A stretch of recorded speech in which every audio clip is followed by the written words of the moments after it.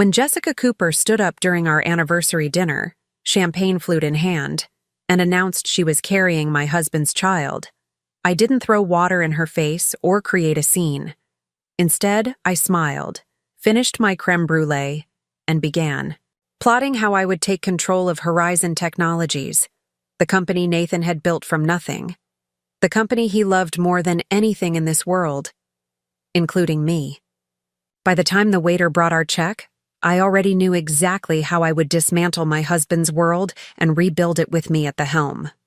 Before we jump back in, tell us where you're tuning in from, and if this story touches you, make sure you're subscribed, because tomorrow I've saved something extra special for you. I met Nathan Mitchell 15 years ago at a tech startup conference in San Francisco.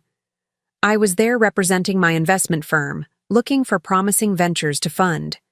He was passionate, brilliant, and completely captivating as he pitched his vision for revolutionizing healthcare software. Within 3 hours of meeting him, I was not only convinced to invest personally in his idea, but also found myself saying yes to dinner. Within a year, we were married, and I had redirected my financial expertise to help him secure the funding that would eventually grow Horizon Technologies into a $300 million company. That night at the summit, Denver's most exclusive restaurant, was supposed to be our 12th anniversary celebration. Nathan had insisted on inviting his executive team, something about sharing our joy with the Horizon family. I should have recognized the red flag when he specifically mentioned his new executive assistant would be joining us. Jessica Cooper had only been with the company for 10 months, but she'd quickly become indispensable to Nathan, or so he claimed. The table was elegant, white linens, crystal glasses, soft lighting that made everyone look their best. I wore the sapphire earrings Nathan had given me on our 5th anniversary, though he didn't seem to notice. His attention kept drifting to Jessica, who sat 3 seats away in a dress that cost more than most people's monthly rent. Throughout the appetizers and main course, I maintained the perfect corporate wife smile, discussing the latest charity gala with Christopher Barnes's wife, and asking appropriate questions about everyone's children and vacation plans. All while noticing how Nathan's hand occasionally disappeared beneath the table, how Jessica's cheeks flushed whenever he leaned close to whisper something to her. I was taking a delicate bite of my dessert when Jessica stood, her blonde hair catching the light, her slim figure showing no signs yet of the news she was about to share. "I'd like to make a toast," she said, her voice carrying that distinctive sweetness that suddenly sounded rehearsed to my ears. "To new beginnings and family." The table raised their glasses, murmuring in polite confusion. "Nathan and I are so excited to share that we're expecting a little one in about 7 months," she continued, her eyes fixed on my husband rather than me. "We hadn't planned to announce it tonight, but what better occasion than surrounded by our closest friends?"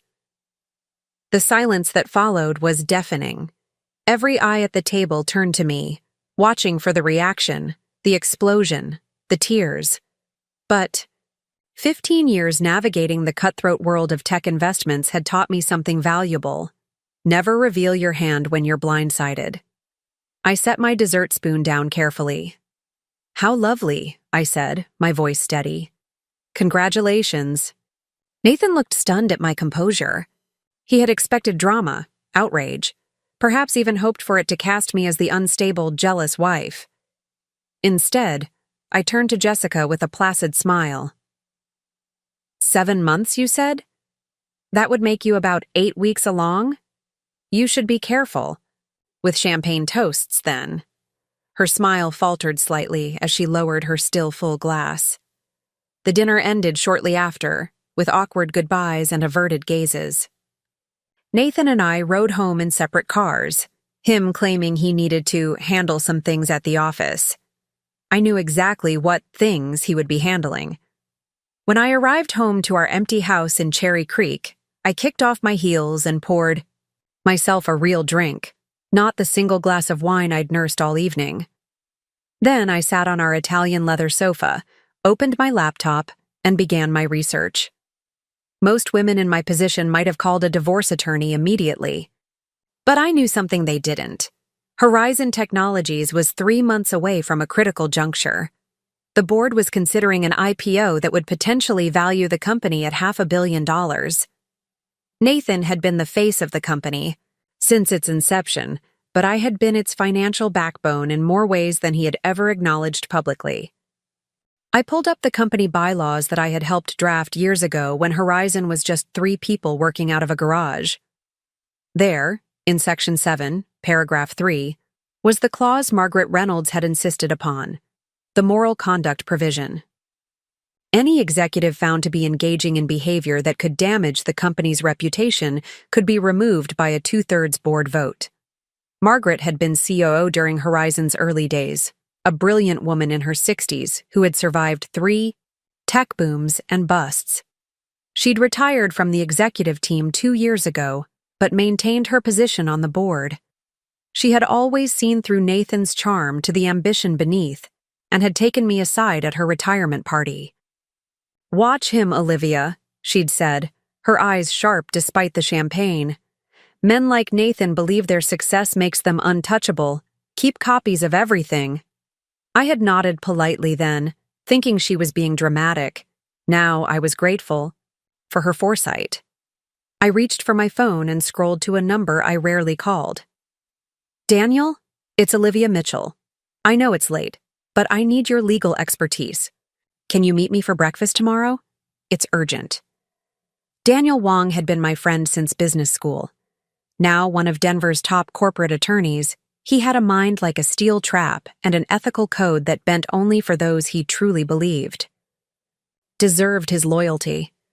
I was one of the few. "The summit at 8?" he asked, not bothering with questions. That was Daniel, direct and efficient. "Perfect. And Daniel, this stays between us."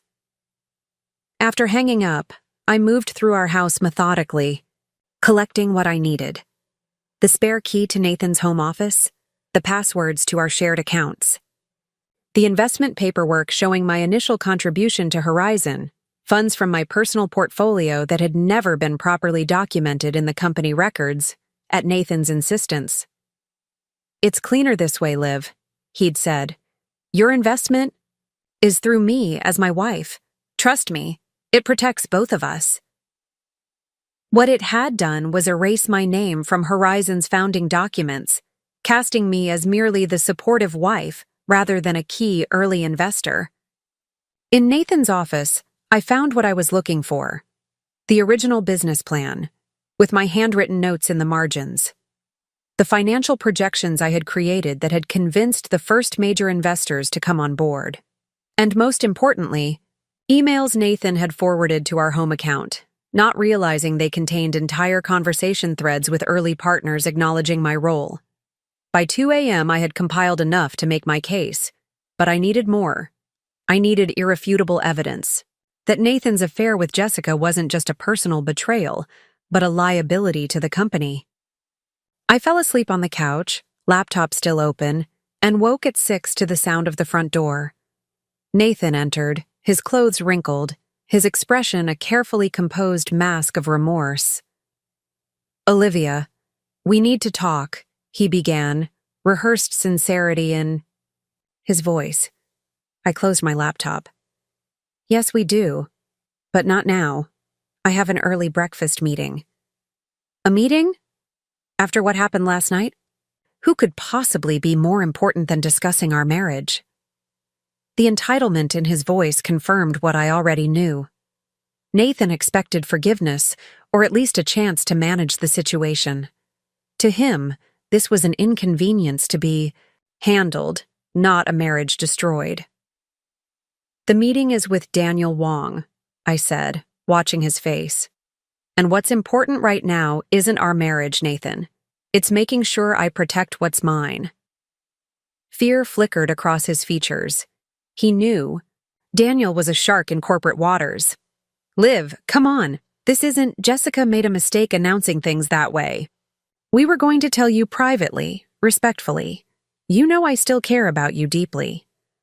"Respect would have been not sleeping with your assistant," I replied, standing to leave.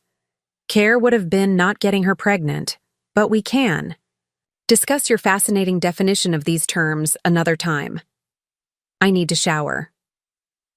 I walked past him, calm and collected, while his world began to unravel. That was the moment I realized the power had already shifted. Nathan was accustomed to controlling every situation, to people accommodating his needs and desires. My refusal to react as expected had thrown him completely off balance. Daniel was already waiting when I arrived at the summit, a different table from last night's disaster, but with the same impeccable service. He wore his battle suit, the charcoal gray custom-tailored outfit he reserved for his most important cases. "You look terrible," he said by way of greeting, pushing a large black coffee toward me. "My husband's assistant announced she's pregnant." "With his child at our anniversary dinner last night," I replied, taking a grateful sip. "I think I'm entitled to dark circles." Daniel's expression didn't change, but his eyes hardened. Preparing and narrating this story took us a lot of time, so if you are enjoying it, subscribe to our channel. It means a lot to us. Now back to the story. Tell me everything, and don't leave out details thinking they're not relevant. I'll decide what matters legally. For the next hour, between bites of barely touched breakfast, I laid out the situation. The affair, the pregnancy announcement, and most importantly, my contributions to Horizon Technologies that had been systematically minimized in official records. I don't just want a divorce settlement, Daniel. I want what I earned. I helped build Horizon from nothing. My investment, my financial strategy, my connections. The company wouldn't exist without me. Daniel nodded slowly. This isn't just about the affair, then. The affair is my leverage. What I really want is recognition. And if Nathan won't give it willingly, I'll take it. He studied me for a moment. You're talking about a corporate takeover, not just a divorce. I'm talking about justice. I pulled out the folder I'd compiled overnight. Here's what I have so far. I need your help gathering the rest. Daniel flipped through the documents, his expression growing increasingly impressed. This is a good start. But if you want the board to remove Nathan using the moral conduct clause, we need to demonstrate that the affair with Jessica represents a genuine threat to company interests, not just poor judgment. Jessica has access to all of Nathan's emails, calendar, and files. She's been involved in IPO discussions, strategic planning, everything. She's not just any employee. She's in a position to know every company secret. That makes their relationship a massive breach of corporate governance. Good angle. Daniel made a note. We'll also need to look into whether company resources were misused. Travel expenses, gifts, any hint that he used Horizon funds to facilitate the affair. Check the Vale property records, I suggested. Horizon owns a corporate retreat cabin there. Nathan takes the executive team twice a year, but he's made several solo trips recently with Jessica for administrative support. I'm willing to bet those trips weren't properly documented. Daniel raised an eyebrow. How do you know that? Margaret Reynolds mentioned it at our last charity committee meeting. She thought it was odd that Jessica would be needed for what was supposed to be Nathan's personal creative time. Daniel smiled slightly. Speaking of Margaret, we need her on board. As the former COO and a current board member, her support would be crucial. I'm having lunch with her tomorrow, I confirmed. She's always had reservations about Nathan's management style. Too much emphasis on his public image. Not enough on sustainable growth. Perfect. Daniel closed the folder. Meanwhile, I'll start the formal divorce filing and request comprehensive discovery of all financial records. That will give us legitimate access to company documents we might otherwise struggle to obtain. How long will this take? I asked. To build a bulletproof case? 3 to 4 weeks. But Olivia, he hesitated, you need to maintain appearances during that time. If Nathan suspects what you're planning, he'll start covering his tracks, possibly removing access you currently have. I nodded, already considering how to play the role of shell-shocked but coping wife. I can do that. Nathan expects emotional collapse followed by eventual forgiveness. He thinks I'm too dependent on our lifestyle to risk losing it all. That's his first mistake, Daniel said, signaling for the check. Underestimating you. When I returned home, Nathan was waiting, a contrite expression carefully arranged on his face.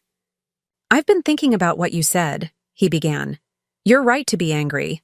The way you found out was terrible, and I take full responsibility for that. I set my purse down and regarded him coolly. Is Jessica moving out of your company apartment? He blinked, surprised that I knew about the downtown condo Horizon maintained for visiting executives that had become Jessica's residence 3 months ago. That's complicated, Liv. She's in a vulnerable position right now, and as the father of her child, I have certain responsibilities. Of course. I kept my voice neutral. And your responsibilities to your wife of 12 years? To the woman who helped you build your company from the ground up? That's not fair, he said, a flash of the real Nathan showing through his remorseful facade. You contributed at the beginning, yes, but Horizon's success is the result of my vision, my leadership. I smiled thinly. Is that what you tell yourself to justify erasing me from the company narrative? Interesting revision of history. I've always acknowledged your support. Support. I cut him off. That's the word, isn't it? Support. Not partnership, not co-founding, not investment. Just the supportive wife who cheered from the sidelines while you did all the real work. Nathan ran a hand through his hair, frustration replacing his practiced contrition. What do you want from me, Olivia? A public apology? More shares in the company? Just tell me so we can move past this. I want what I earned, I said simply. But right now, I need space to think. I'll be staying at the Four Seasons for a few days. The Four Seasons? That's an unnecessary expense. I laughed, the sound brittle even to my own ears. Your pregnant assistant is living in the company apartment that I helped pay for. I think Horizon can cover a hotel room for its most overlooked investor. I packed a suitcase with methodical precision, selecting clothes appropriate for the Gior meetings I would have over the coming days. Professional, powerful, but not flashy. Nothing that would trigger Nathan's suspicion that I was planning anything beyond nursing my wounded pride. As I zipped the suitcase closed, Nathan leaned against the doorframe watching me.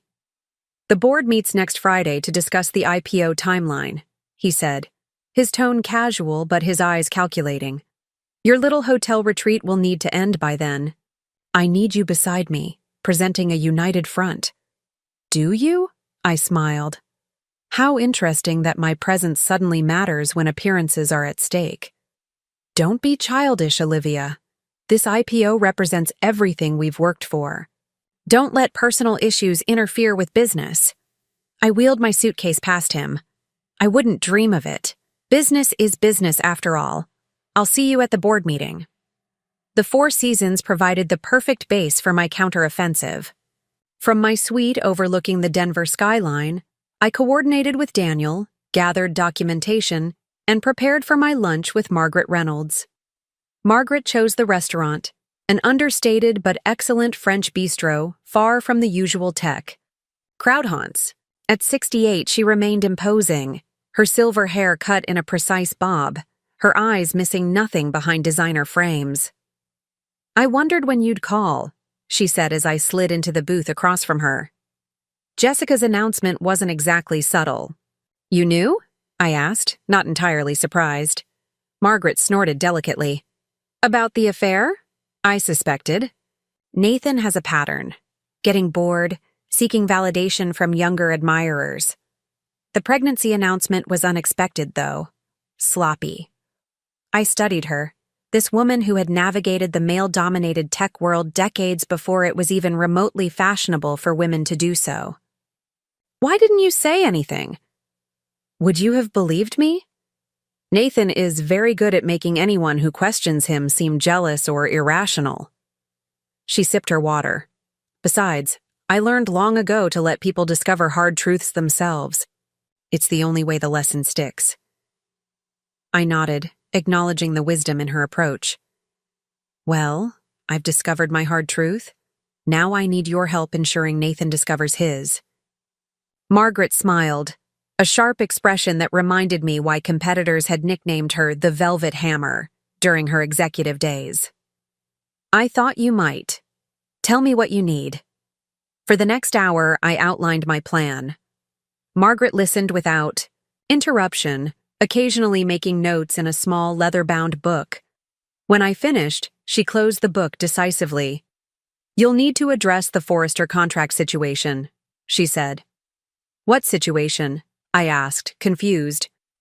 Forrester Medical Systems was Horizon's biggest client, representing nearly 30% of annual revenue. Their renewal is up next month. Nathan's been handling it personally, which is unusual. Typically, Christopher would manage accounts that size. Christopher Barnes was VP of Sales and Nathan's closest ally in the company. They'd been fraternity brothers before becoming business partners. You think there's something wrong with the renewal? Margaret shrugged.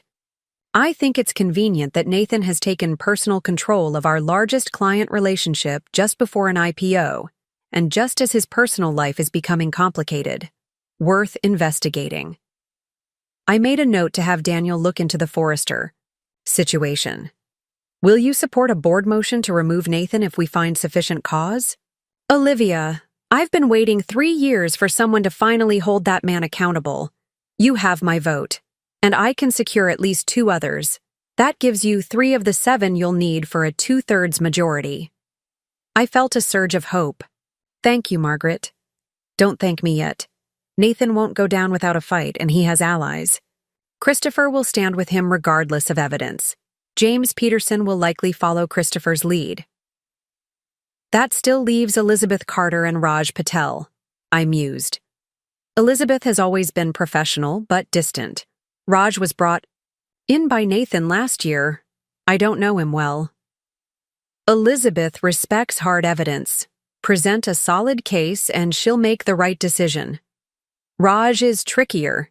He admires Nathan, but he's also meticulous about governance.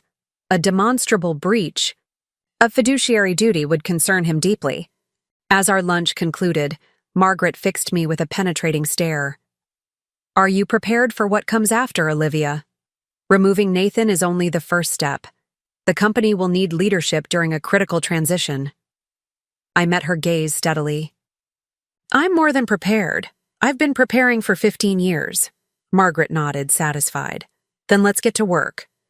The next morning, I woke in my Four Seasons suite to 17 missed calls and 32 text messages from Nathan, each one progressively more demanding than the last, culminating in board members asking questions. Call me immediately. I smiled, taking my time with my coffee as I scrolled through the messages. The panic in his words was palpable. Good. Let him sweat. When I finally called, he answered on the first ring. Where have you been? He demanded, his voice tight. Good morning to you too, Nathan. I was sleeping. Some of us find betrayal quite exhausting. He lowered his voice, probably aware of how thin the walls were at Horizon's headquarters. This isn't funny, Olivia. Margaret Reynolds is suddenly requesting complete audits of executive expenses for the past year. The board meeting has been moved up to Monday instead of Friday. Something's happening. How concerning for you, I replied, keeping my tone neutral. Perhaps you should focus on preparing your explanations rather than tracking my whereabouts. This isn't... He paused, and I could practically see him recalibrating his approach. When he spoke again, his voice had softened. Liv, please. I know I've hurt you, but this is our company. If there's some kind of financial investigation happening, we need to present a united front. Our company? I repeated, allowing a hint of bitterness to seep through. That's not what you said yesterday when you reminded me I merely contributed at the beginning. Make up your mind, Nathan. Am I a partner or a cheerleader? The line went quiet for a moment before he responded. You know how much Horizon means to both of us. Whatever personal issues we're facing, Surely we can set them aside for the sake of everything we've built. I'll see you at the board meeting on Monday, I said firmly. Until then, I suggest you review your expense reports very carefully, particularly those trips to Vail. I ended the call before he could respond, then immediately dialed Daniel. Margaret has requested the expense audits, I told him without preamble, and moved the board meeting up to Monday. Nathan's rattled. Good, Daniel replied. I've been digging into the Forrester contract situation she mentioned. There's definitely something unusual happening there. Nathan's been meeting with their CEO privately, outside normal renewal discussions. I have a contact in their legal department who might be willing to share information, but I need a few more days. We may not have days. Whatever Margaret found in those expenses must be significant for her to accelerate the timeline. Then we pivot, Daniel said decisively. We focus on what we can prove now. The misuse of company resources for the affair, Nathan's breach of the moral conduct clause, and your unacknowledged founding contributions. We can add the Forrester situation as supporting evidence if my contact comes through in time. I agreed, and spent the rest of the morning finalizing documents with Daniel. By noon, we had compiled a comprehensive presentation for the board, outlining how Nathan had systematically minimized my role while using company resources to facilitate his affair. My phone rang again. This time it was Christopher Barnes, Nathan's closest ally and VP of sales. Olivia, he began, his tone conciliatory. I hope I'm not interrupting anything important. Not at all, Christopher. What can I do for you? Nathan is concerned about the direction this audit is taking. He asked me to reach out as a friend to both of you, to see if we might find a path forward that protects everyone's interests. I almost laughed at the transparency of the approach. Christopher had never been a friend to both of us. He was Nathan's fraternity brother, drinking buddy and enabler. How thoughtful, I replied. And what path might that be?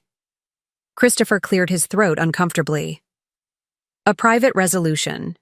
Nathan is prepared to offer a very generous settlement, 30% of his personal shares in Horizon, plus the house and investment accounts. In exchange, he would retain leadership of the company, and there would be no need for public complications. Public complications, I repeated. Is that what we're calling his affair with a direct report who now carries his child?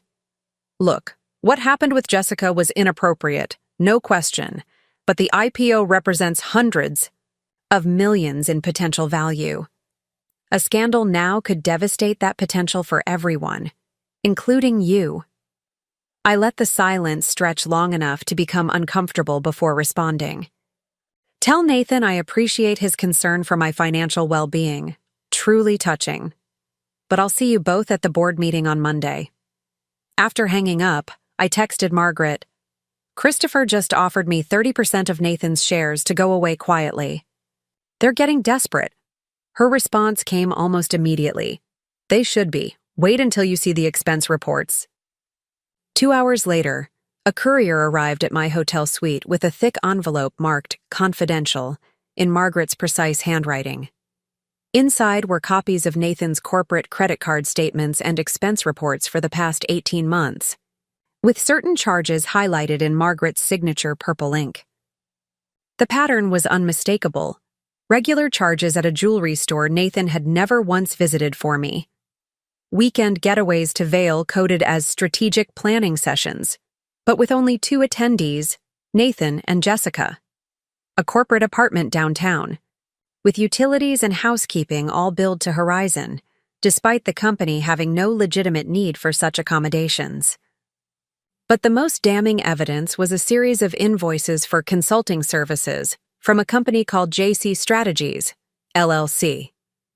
The invoices were vague, listing only executive support as the service provided, but the amounts were substantial, $15,000 per month for the past 10 months. A quick search revealed that JC Strategies had been incorporated in Colorado 11 months ago. The registered agent was Jessica Cooper. Nathan hadn't just been having an affair with his assistant. He'd been paying her $15,000 a month from company funds disguised as consulting fees, money that belonged to Horizon's shareholders, including me. I immediately called Daniel and forwarded him the documents. "We need to add this to the presentation," I insisted. "This goes beyond the moral conduct clause. This is financial misconduct." "This changes everything," Daniel agreed, his voice grim. These payments to JC Strategies could constitute fraud. Nathan was essentially embezzling company funds to pay his girlfriend a second salary. "Can we prove that no actual consulting work was performed?" "We don't have to. The conflict of interest alone is damning. He hired his secret girlfriend's company without disclosing their relationship to the board. That's a clear breach of fiduciary duty." I felt a strange sense of calm settling over me as the pieces fell into place. This wasn't just about Nathan's betrayal anymore.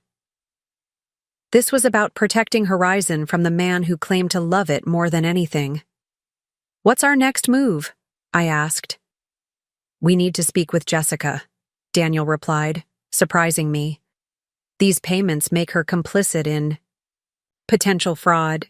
She might be willing to cooperate if she understands her own legal exposure." The suggestion made me uncomfortable. Despite everything, confronting the woman carrying my husband's child felt distasteful. But Daniel was right.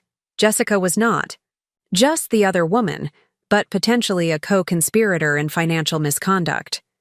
How do we approach her without tipping off Nathan? "Leave that to me," Daniel said. "I have a colleague who specializes in whistleblower cases. We'll frame the discussion as an opportunity for Jessica to protect herself by cooperating." While Daniel arranged the meeting with Jessica, I focused on preparing for the board presentation. Margaret sent word that she had secured Elizabeth Carter's support, bringing our confirmed votes to 4. We needed just one more for the 2/3 majority required to remove Nathan. That evening, I received an unexpected visitor at my hotel suite. Raj Patel, the board member I knew least well. The front desk called to announce his arrival, and I considered refusing to see him. But curiosity won out. Raj was younger than the other board members, in his mid-30s with the intense focus of someone who had built and sold 2 tech companies before joining Horizon's board. Nathan had recruited him personally, touting his fresh perspective and connections to venture capital. "Mrs. Mitchell," he began as he entered the suite, then corrected himself. "Olivia, thank you for seeing me without notice." "What can I do for you, Raj?" I gestured toward the sitting area, maintaining a professional distance. He took a seat, looking uncomfortable. "I believe you know there's an emergency board meeting scheduled for Monday." "I'm aware." "Nathan seems to think you're behind it, that you're using Margaret Reynolds to orchestrate some kind of retribution for personal matters." I raised an eyebrow. "Is that what he told you?" Raj shifted in his seat. "He suggested that recent events in your marriage have led to an emotionally driven campaign against him." "How convenient," I said. Coolly, dismissing legitimate concerns about financial misconduct as a scorned wife's revenge. His eyes widened slightly. "Then you are aware of the financial issues?" I studied him carefully, trying to determine where his loyalties lay.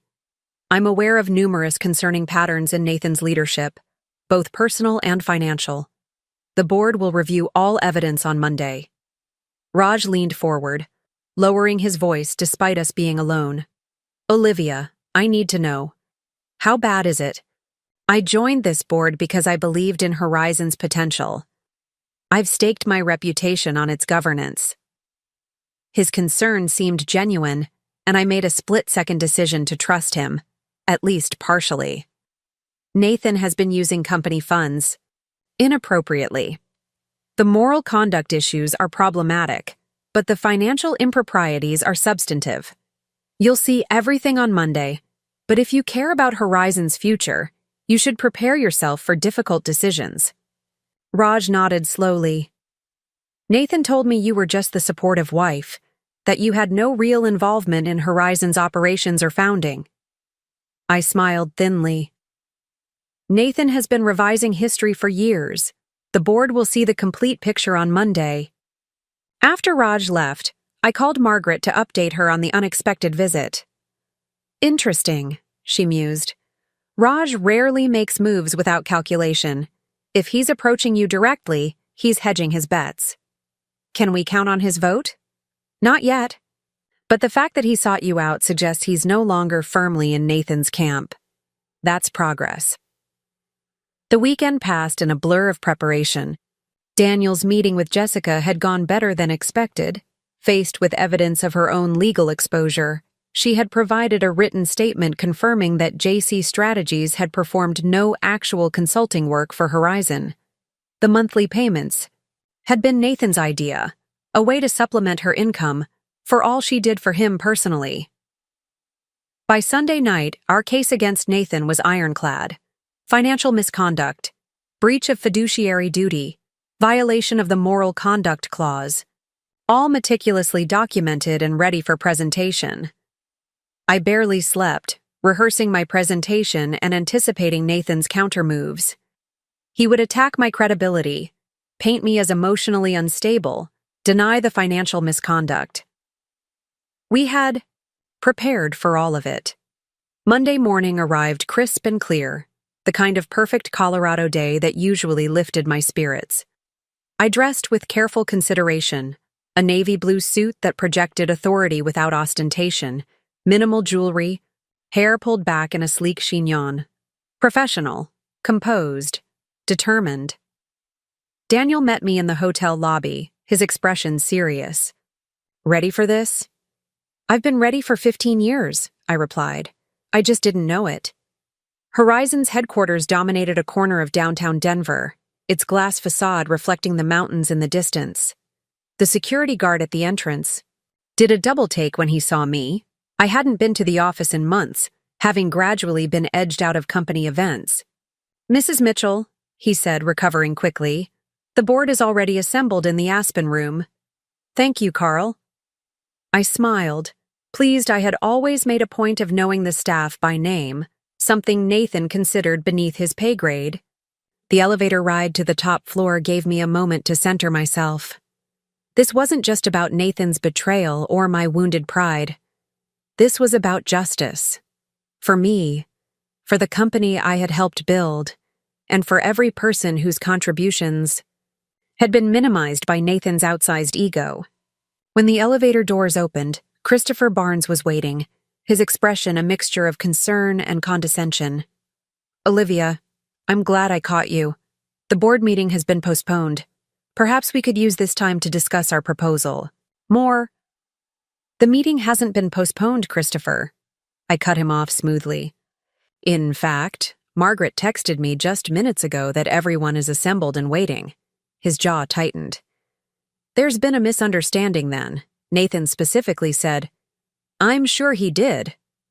I stepped around him, moving toward the Aspen room, with Daniel at my side. Christopher hurried after us, pulling out his phone with barely concealed panic. The Aspen room was Horizon's showcase conference space, with floor-to-ceiling windows offering panoramic views of the mountains.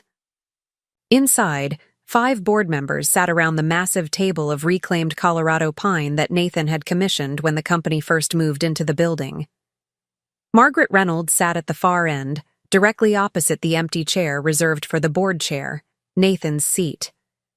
Elizabeth Carter and James Peterson sat to her left, Raj Patel to her right. The only person missing besides Nathan was the 7th board member, Christopher, who had just entered behind us. Olivia, Margaret greeted me with a nod. We were just discussing whether to begin without Nathan.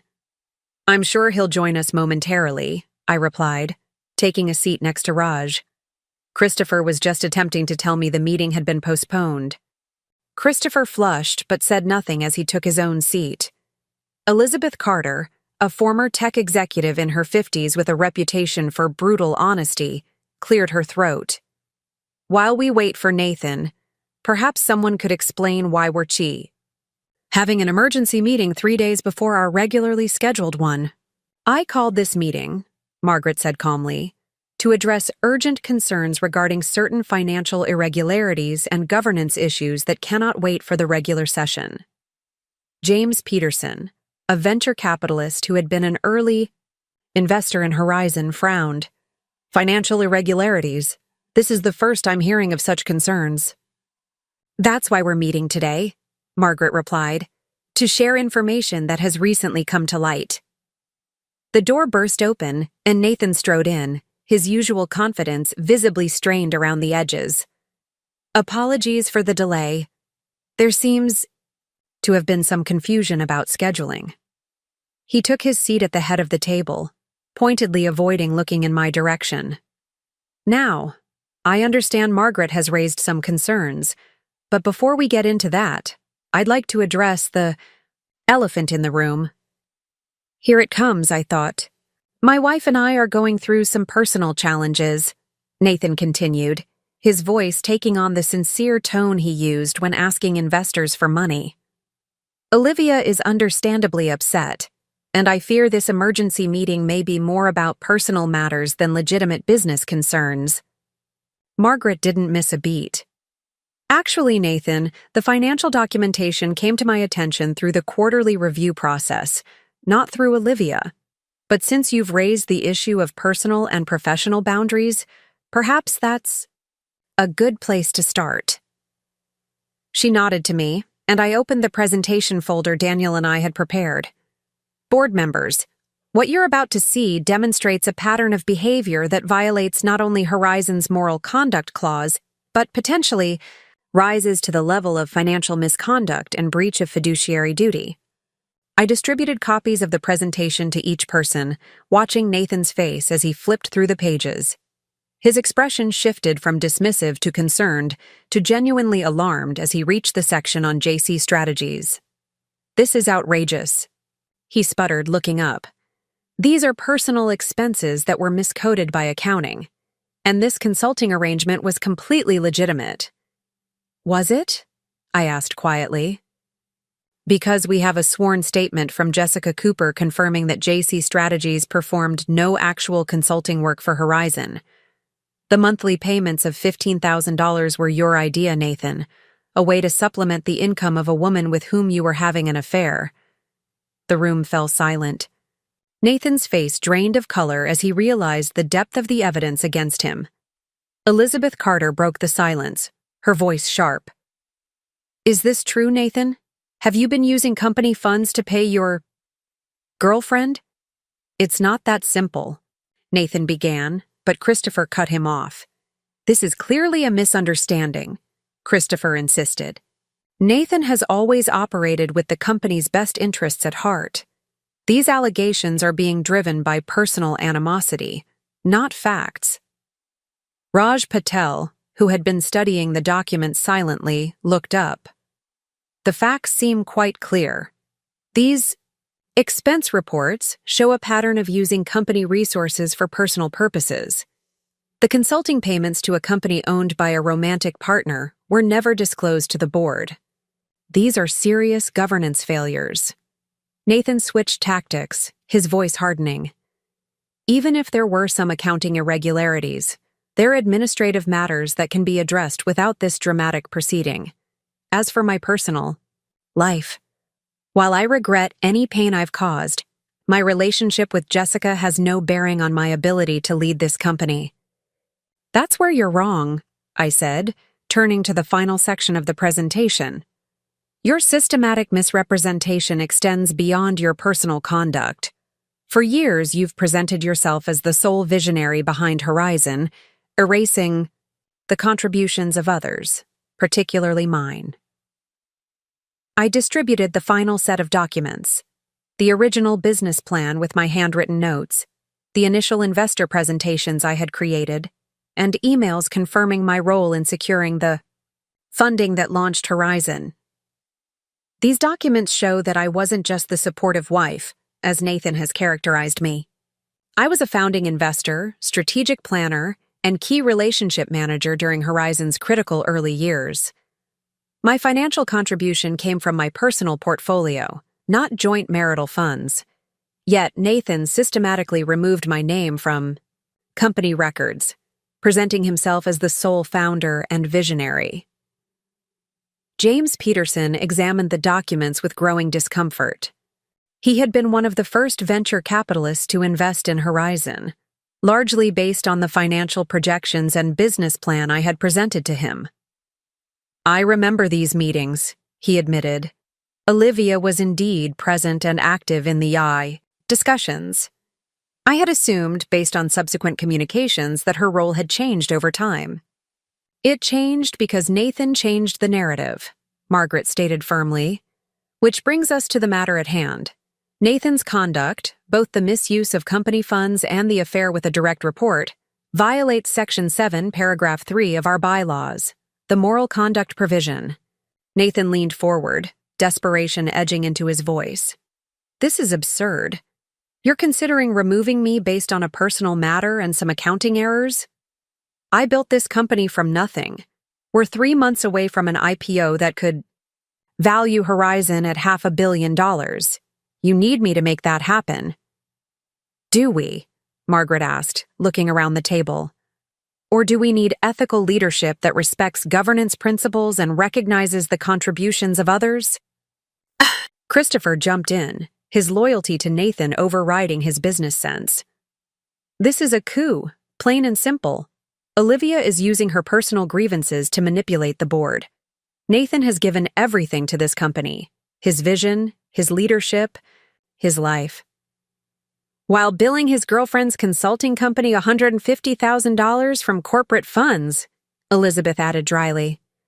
The debate continued for another hour, growing increasingly heated as Nathan and Christopher fought desperately to reframe the narrative. But the evidence was irrefutable. The financial misconduct alone would have been concerning. Combined with the moral conduct violations and the systematic erasure of my contributions, it painted a damning picture of Nathan's leadership. Finally, Margaret called for the vote.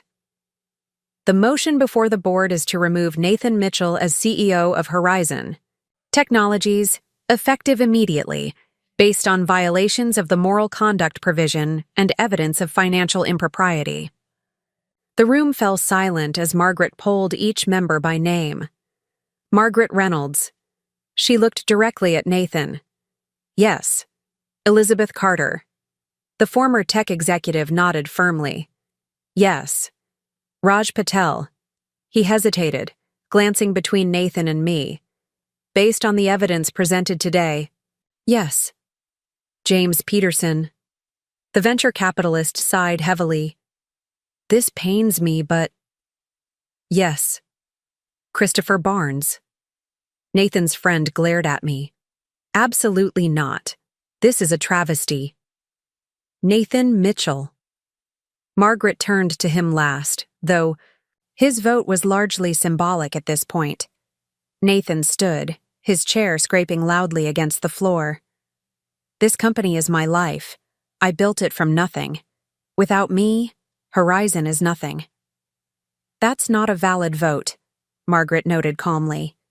"For the record, the motion passes with 4 votes in favor, 1 against, and 1 abstention. Nathan Mitchell is removed as CEO of Horizon Technologies, effective immediately." Christopher stood as well, his face flushed with anger. "This isn't over. The shareholders won't stand for this, not with the IPO so close." "The shareholders will certainly be interested in how their investment has been managed," Elizabeth replied coolly, "including the $150,000 paid to the CEO's girlfriend for non-existent consulting services." Nathan turned to me, all pretense of composure gone. "Are you happy now, Olivia? You've destroyed everything we built because I made one mistake." "No, Nathan," I replied calmly. "You destroyed what we built when you decided I didn't deserve credit for my contributions. The affair was just the final evidence of your character." Margaret called the meeting back to order. "We now need to address immediate leadership succession. Given the proximity to our IPO, continuity and stability are essential." James Peterson nodded. "We need someone who understands the company's History has the financial acumen to guide us through the IPO and can restore confidence in Horizon's governance. I nominate Olivia Mitchell as interim CEO, Margaret said, her voice clear and confident. Nathan laughed bitterly. You can't be serious. She has no operational experience in this industry. Actually, Raj interjected, according to the documentation we just reviewed, Mrs. Mitchell was instrumental in Horizon's founding and early growth. Her financial background is exactly what we need during the IPO process. And unlike you, Nathan, she has demonstrated integrity. Christopher shook his head. What? This is ridiculous. I refuse to participate in this farce. Elizabeth looked at him sharply. Your loyalty to Nathan is admirable, Christopher, but your duty is to this company and its shareholders. If you cannot separate the two, perhaps you should consider whether your continued service on this board is appropriate. The vote for my appointment was quick and decisive. 4 in favor, Christopher against, and Nathan storming out before his vote could be recorded. Just like that, 15 years after helping to found Horizon Technologies only to be gradually erased from its story, I became its CEO. As the meeting adjourned, Margaret stayed behind while the others filed out, some still processing the dramatic shift in leadership. Congratulations, she said simply, though I suspect the hard part is just beginning. I looked out the window at the mountains in the distance, their permanence a stark contrast to the seismic changes that had just occurred in this room. Nathan? Won't go quietly, I acknowledged. Of course not. Margaret smiled grimly. But you didn't expect him to, did you? No. I gathered my documents, feeling the weight of responsibility settling on my shoulders. But I've spent 15 years watching him lead. I know exactly what not to do. Margaret nodded approvingly. Your first order of business should be the Forrester contract. Whatever Nathan was planning there needs to be examined immediately. And Jessica? Margaret's expression softened slightly. That's complicated, both professionally and personally. She's complicit in the financial impropriety, but she's also carrying a child who will be connected to Horizon's history, like it or not. I hadn't allowed myself to think too deeply about that reality, that Nathan's child with Jessica would always be a living reminder of his betrayal. But Margaret was right. This wasn't just about business anymore. It was about navigating complex human relationships while protecting the company we had all worked to build. One step at a time, I said finally. First, I need to address the executive team and stabilize the company. Then, we can deal with the personal complications. As I walked out of the Aspen room, now the CEO of Horizon Technologies, I felt a strange mixture of vindication and apprehension. Nathan had lost everything he truly valued. His position, his power, his carefully constructed image as the visionary founder. I had gained recognition of my contributions and the opportunity to lead the company into its next chapter. But the victory felt incomplete, shadowed by the personal loss and the knowledge that the hardest challenges still lay ahead. Nathan wouldn't simply accept defeat. The IPO remained a looming deadline. And somewhere in Denver, a young woman carried a child that would forever connect our lives, regardless of what happened to our marriage or the company. I took the elevator down to the executive floor, where my new office, Nathan's former domain, awaited. The team would be gathering, hungry for explanation, reassurance, direction. Some would be loyal to Nathan, others uncertain about this sudden change. A few perhaps quietly relieved. Leading them all would require more than righteous anger or the satisfaction of justice served. It would demand the vision, strategic thinking, and relationship-building skills I had contributed silently for years. Only now, I wouldn't be in the background. I would be exactly where I belonged, at the helm of the company I had helped create. As the elevator doors opened to a corridor of curious, concerned faces, I straightened my shoulders and stepped forward. The next chapter was about to begin. My first week as CEO of Horizon Technologies passed in a whirlwind of meetings, damage, control and strategic planning. The news of Nathan's removal had spread through the company like wildfire, with reactions ranging from shock to quiet celebration. I had underestimated how many employees had grown weary of Nathan's leadership, style, his tendency to take credit for others' work, his favoritism, his increasingly erratic decision-making. The executive team meeting on my first official day revealed the depth of the challenges ahead. I had chosen to gather everyone in the glass-walled conference room adjacent to my new office, Nathan's old space, which I had immediately ordered, redecorated. His collection of awards and ego-stroking photos with tech celebrities had been replaced with artwork from local Colorado artists and a single-frame document, the original Horizon business plan with both our names on it. "Before we begin," I said, looking around the table at the mixture of curiosity and wariness on the executives' faces, "I want to address the obvious. Yes, Nathan has been removed as CEO. Yes, I am now leading this company. And yes, there are personal elements to this transition that are uncomfortable for everyone." Ryan Hernandez, our Chief Technology Officer, shifted in his seat. Mrs. Mitchell. "Olivia is fine," I interjected with a smile. He nodded. "Olivia, the team is confused. The official announcement mentioned governance concerns, but rumors are flying. People are worried about the IPO, about their stock options, about the company's future." "That's understandable," I acknowledged.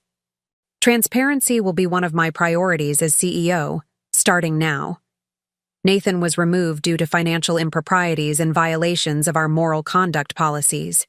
Specifically, he was using company funds to pay his girlfriend, his assistant Jessica, Cooper, through a shell consulting company. Additionally, he was using corporate resources to facilitate their relationship. The room went silent. Several executives exchanged glances, and I could read their expressions clearly. Some were surprised, others decidedly were not. Emily Chen, our VP of Product Development, spoke up. Those of us who worked closely with Nathan, some of us, suspected inappropriate behavior, but the financial aspect is shocking. "It shouldn't be," said Diane Foster, our CFO, her voice tight with barely controlled anger. "I flagged those consulting payments 3 times for review. Each time, Nathan insisted they were legitimate and necessary." I turned to Diane.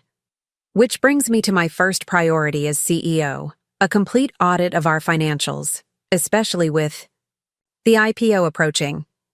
Diane, I want you to bring in an independent firm. No restrictions, complete access." She nodded, visibly relieved. "I've wanted to do that for months." "My second priority is addressing the Forrester contract," I continued. "It's our largest client relationship, representing 30% of our revenue, and the renewal is pending." Nathan was handling it personally, which was unusual. This caught everyone's attention. Client relationships typically fell under the sales department, headed by Christopher Barnes, who was conspicuously absent from this meeting. Ryan frowned. "Why would Nathan take that on directly? And where is Christopher?" "Both excellent questions," I replied. "Christopher has taken a leave of absence to consider his position with the company. As for why Nathan was managing Forrester directly, that's exactly what we need to find out. What do we know about the renewal status?" Emily looked uncomfortable. "I attended one meeting with Nathan and Forrester's CTO last month. They were discussing significant changes to our service agreement, but Nathan asked me to leave before the details were finalized. He said he'd brief the team later, but that never happened." My instincts, already on high alert, sharpened further. "Diane, I need all correspondence between Nathan and Forrester for the past 6 months. Ryan, I want a technical assessment of any custom work or modifications we've promised them, and I need to speak with their CEO directly." The rest of the meeting focused on stabilizing operations and reassuring employees. I announced an all-hands meeting for the following day, established daily executive briefings until the transition settled, and assigned clear accountability for IPO preparations. As the team filed out, Diane lingered behind. Once we were alone, she closed the door and turned to me, her professional demeanor cracking slightly. "I need to tell you something," she said, her voice low. "Something I couldn't say in front of the others." I gestured for her to sit. "I'm listening." 2 months ago, I discovered some irregularities in our financial projections for the IPO. The growth forecasts Nathan was presenting to potential underwriters were significantly more aggressive than our internal models justified. I felt a chill. Inflated projections for an IPO weren't just unethical, they could be illegal. How significant are we talking? Diane pulled out her tablet and brought up a spreadsheet. Our actual growth rate has been steady at 22–24% annually. The projections Nathan was using suggested 35 to 40% for the next 3 years. Based on what? That's just it, she said, frustration evident in her voice. When I questioned the assumptions, he cited the Forrester contract renewal as the primary driver, claiming they were expanding their implementation to 3 times the current size. The pieces were starting to fit together. But you haven't seen the actual renewal terms. No. Nathan insisted they were still being finalized, but that we could trust the projections. Did you document your concerns? Diane smiled thinly. Every email, every conversation. I've been covering myself for months. I can have the complete file on your desk within the hour. Do it, I said, already mentally revising my priority list. And Diane, thank you for your integrity. It can't have been easy standing up to Nathan. It wasn't, she admitted. But I've been in this industry too long to risk my reputation on cooked books. Besides, she added with a hint of satisfaction, working for someone who actually listens will be a refreshing change. After Diane left, I sat in the CEO's chair, my chair now, and contemplated the growing complications. If Nathan had been inflating growth projections based on a Forrester contract renewal that didn't actually include the promised expansion, we were facing more than an uncomfortable leadership transition. We could be looking at securities fraud. My phone buzzed with a text from Daniel. Nathan's attorney reached out. They want to discuss a settlement. I replied, new complications. Emerging. Possible securities issues with IPO projections. Come to the office, ASAP. Within an hour, Daniel arrived, and I briefed him on Diane's revelations. His expression grew increasingly grave. This changes everything, he said. If Nathan was knowingly presenting fraudulent projections to potential IPO underwriters, that's a criminal matter. The SEC would take a very dim view. Could this derail the IPO completely? Daniel considered. Not necessarily, but it would require immediate corrective disclosure and likely a delay while the financials are re-verified. The bigger question is whether Nathan's actions contaminate the entire process. And what about that settlement his attorney mentioned? Daniel's smile was cold.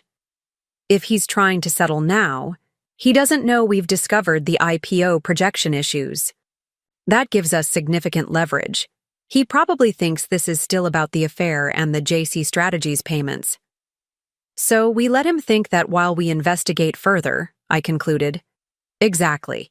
Agree to preliminary discussions but drag them out. Meanwhile, we need to move quickly on the Forrester contract situation. If there's any validity to the expansion Nathan was projecting, we need to secure it legitimately. If not, we need to correct the record before the IPO process advances further. I nodded, then pulled up my calendar. Forrester's CEO, William Turner, is an old-school executive. He values personal relationships. I need to meet with him directly, but I can't give Nathan's attorney time to warn him or spin the situation. How fast can you set it up? I thought for a moment. Bill and I served on a charity board together years ago. before Nathan gradually pushed me out of Horizon's external relationships. I think he'd take my call. Daniel nodded. Do it. The sooner we understand what's actually happening with the Forrester renewal, the better positioned we'll be to address both the IPO issues and Nathan's settlement overtures. I placed the call as soon as Daniel left, half expecting to be routed through multiple assistants. To my surprise, Bill Turner picked up on the second ring. Olivia Mitchell, he said, his deep voice carrying a note of curiosity. This is unexpected. I heard there were some changes at Horizon. News travels fast, I replied. Yes, I've stepped in as CEO following Nathan's departure. Which is actually why I'm calling. I'd like to meet to discuss the Forrester contract renewal. There was a pause. I see. Nathan assured me just last week that everything was proceeding smoothly despite any leadership adjustments. The fact that Nathan had spoken with Bill recently, after his removal, sent up immediate red flags. I'm afraid Nathan may have misrepresented several things, Bill. The leadership change isn't an adjustment. It's a complete transition following board action, and I have concerns about the renewal terms he may have discussed with you. Another pause, longer this time.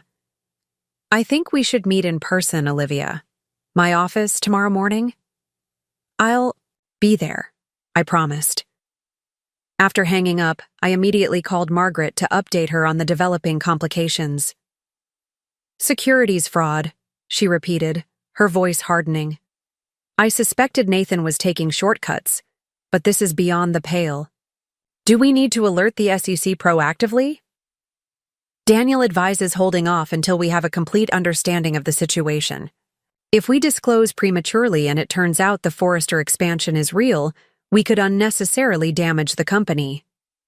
And if it's not real?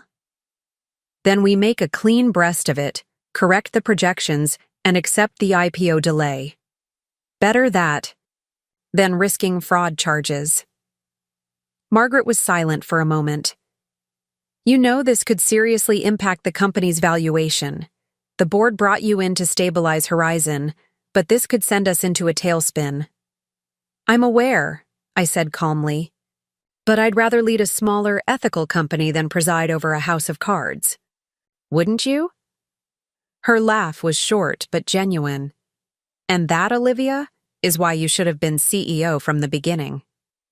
The next morning, I arrived at Forrester's headquarters 30 minutes early, using the time to center myself and review the notes Diane had prepared on our current contract. Forrester Medical Systems occupied a sprawling campus in the Denver Tech Center, their modern buildings a testament to their position as the nation's largest healthcare management systems provider. Bill Turner's office reflected his personality, traditional, substantial, but without ostentation. The man himself rose from behind his desk when his assistant showed me in, extending his hand with a warm smile that didn't quite reach his eyes. Olivia, it's been too long, though I confess, I didn't expect our reunion to occur under these circumstances. Neither did I admitted, taking the offered seat, but I appreciate you making time on short notice. Bill settled back, studying me. I've known you for 7 years? Always found you to be straightforward and sharp, so I'm going to extend the same courtesy. What the hell is going on at Horizon? One day Nathan's telling me everything's on track for our expansion agreement, the next I hear he's out and his wife, you, is CEO. I appreciated the directness. The simple version? Nathan was removed by the board for financial improprieties and ethical violations. The complicated version involves him using company funds to pay his pregnant girlfriend and systematically misrepresenting certain business matters, potentially including the Forrester renewal. Bill's eyebrows shot up. Pregnant girlfriend? That's unexpected. It was unexpected for me too, I said dryly, especially when she announced it at our anniversary dinner. He winced. I apologize. That was insensitive of me. I waved his concern away. Personal drama aside, I'm here because I need to understand exactly what arrangements Nathan made regarding the contract renewal. Our records show some discrepancies. Bill's expression shifted from sympathetic to guarded. What sort of discrepancies? Nathan has been telling our financial team that Forrester is planning to triple its implementation of our MediSync platform as part of the renewal. That projected expansion forms the basis of our growth forecasts for our upcoming IPO.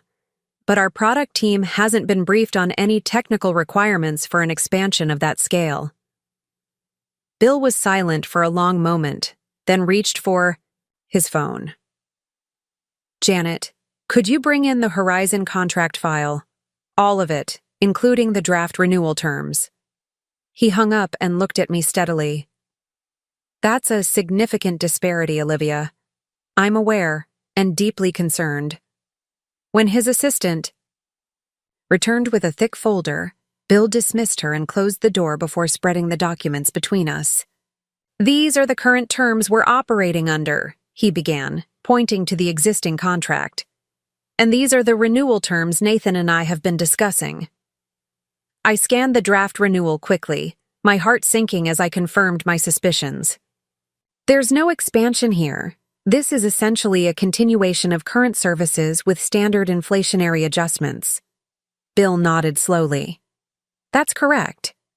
We discussed potential expansion of MediSync to our West Coast facilities, but only as a possible Phase 2, contingent on performance metrics and additional budget approvals. That would be at least 18-24 months out, with no guaranteed volume. But Nathan has been telling our financial team, and potentially our IPO underwriters, that this expansion is confirmed and imminent. That it would triple our revenue from Forrester within the next fiscal year. Bill's expression darkened. That is categorically false. We have no board approval for such an expansion, no budget allocated, and certainly no agreement with Horizon. If Nathan represented otherwise to financial institutions, it would constitute fraud, I finished quietly. Yes. Bill leaned back, his face troubled. Olivia, I've worked with Horizon since your early days. Your platform is integral to our operations. But this is serious enough that I need to involve our legal team. I understand completely. In fact, I encourage it. Horizon is committed to transparent and ethical business practices under my leadership. We'll cooperate fully with any inquiry. He studied me for a moment. You know this could impact the renewal entirely. Our legal department might advise pausing until this situation is resolved. I know, I acknowledged. But I'd rather lose the contract than maintain it under false pretenses. That said, I hope we can work through this together. Horizon's platform delivers real value to Forrester, and our team is committed to your success. The tension in Bill's shoulders eased slightly. That's refreshingly direct. Nathan would have been spinning tales by now. I'm not Nathan, I said simply. Bill nodded. Clearly not. All right, here's what I propose. We'll proceed with the renewal on current terms, but place a 90-day review clause that allows either party to renegotiate based on the outcomes of any investigations. Meanwhile, I'll have our legal team document exactly what was discussed regarding expansion, in case it becomes relevant to any securities inquiries. It was a better outcome than I had dared hope for. That's more than fair, Bill. Thank you. As we wrapped up our meeting, Bill walked me to the elevator. For what it's worth, Olivia, I always wondered why you stepped back from Horizon's operations. During those early discussions, you had a clearer grasp of both the technical and financial aspects than Nathan ever did. That makes two of us, I replied with a small smile. But I'm where I need to be now. I returned to Horizon's offices and immediately called an emergency meeting with Daniel, Diane, and Margaret. The news was simultaneously worse than we'd feared, and better than it might have been.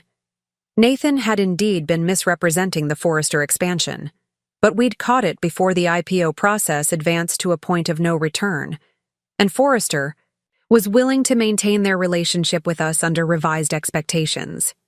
We need to inform the board immediately, Margaret said, and likely the SEC as well. Self-disclosure of these issues will look better than having them discovered during due diligence.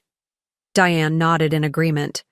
I'll prepare revised projections, based on actual contract terms and realistic growth metrics. We're still a valuable company with strong fundamentals. We just need to be honest about our trajectory. What about Nathan? Daniel asked.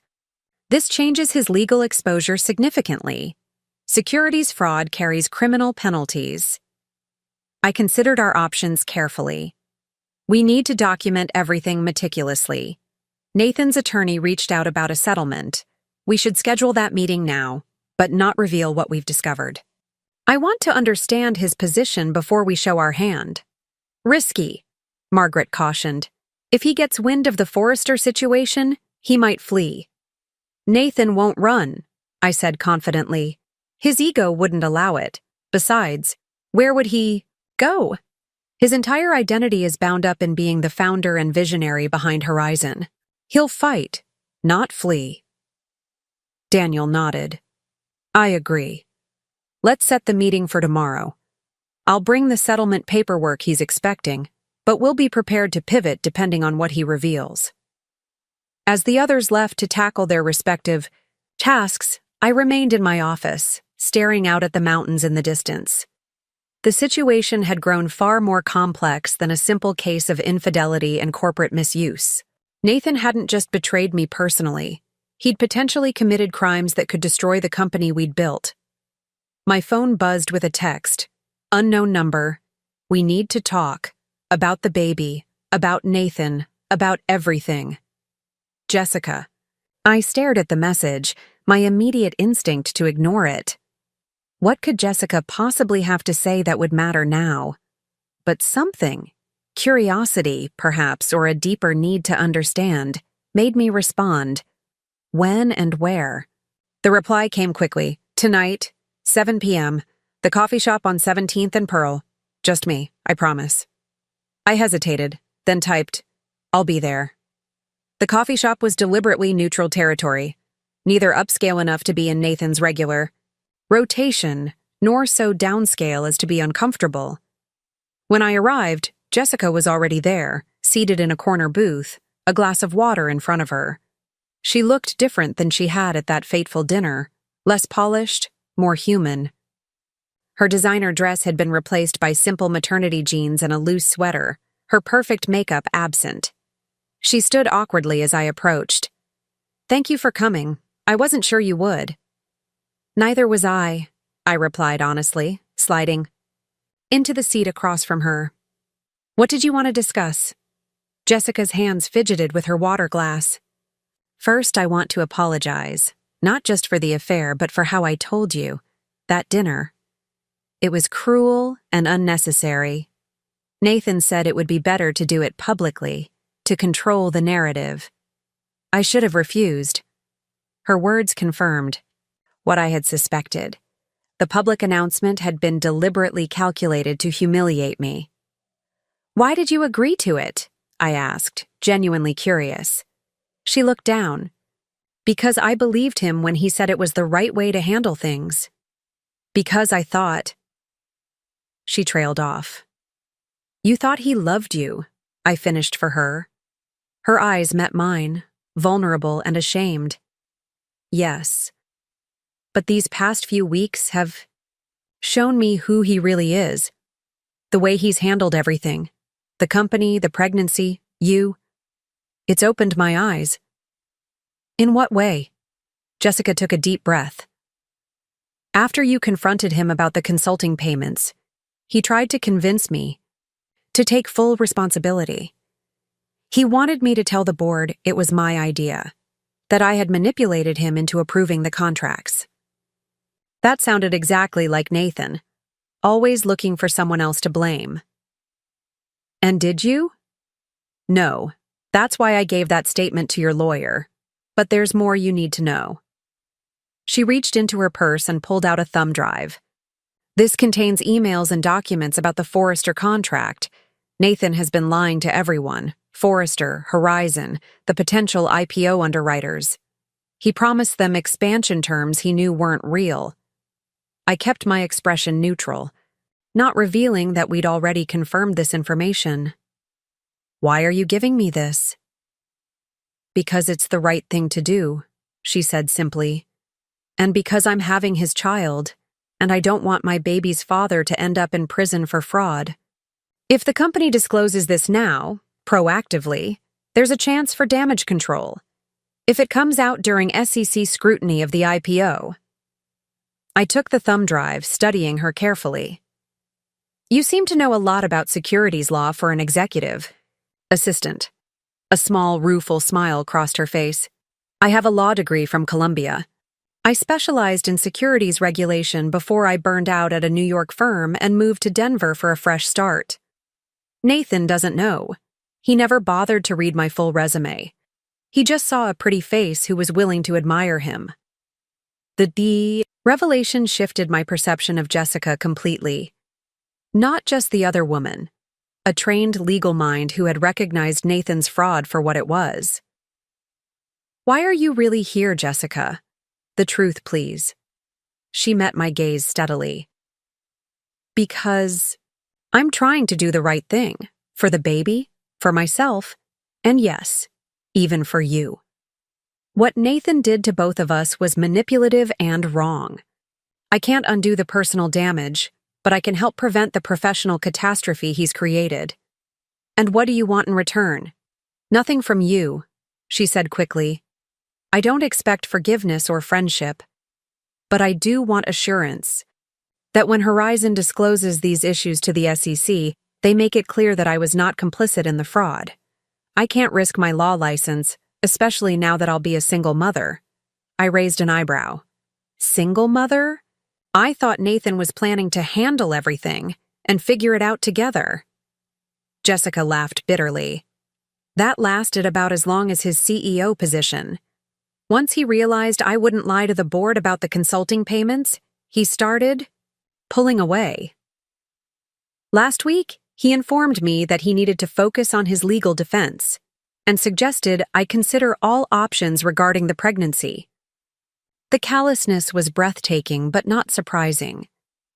Nathan had always discarded people when they no longer served his purposes. "I'm keeping the baby," Jessica added firmly, "and I'll manage without him.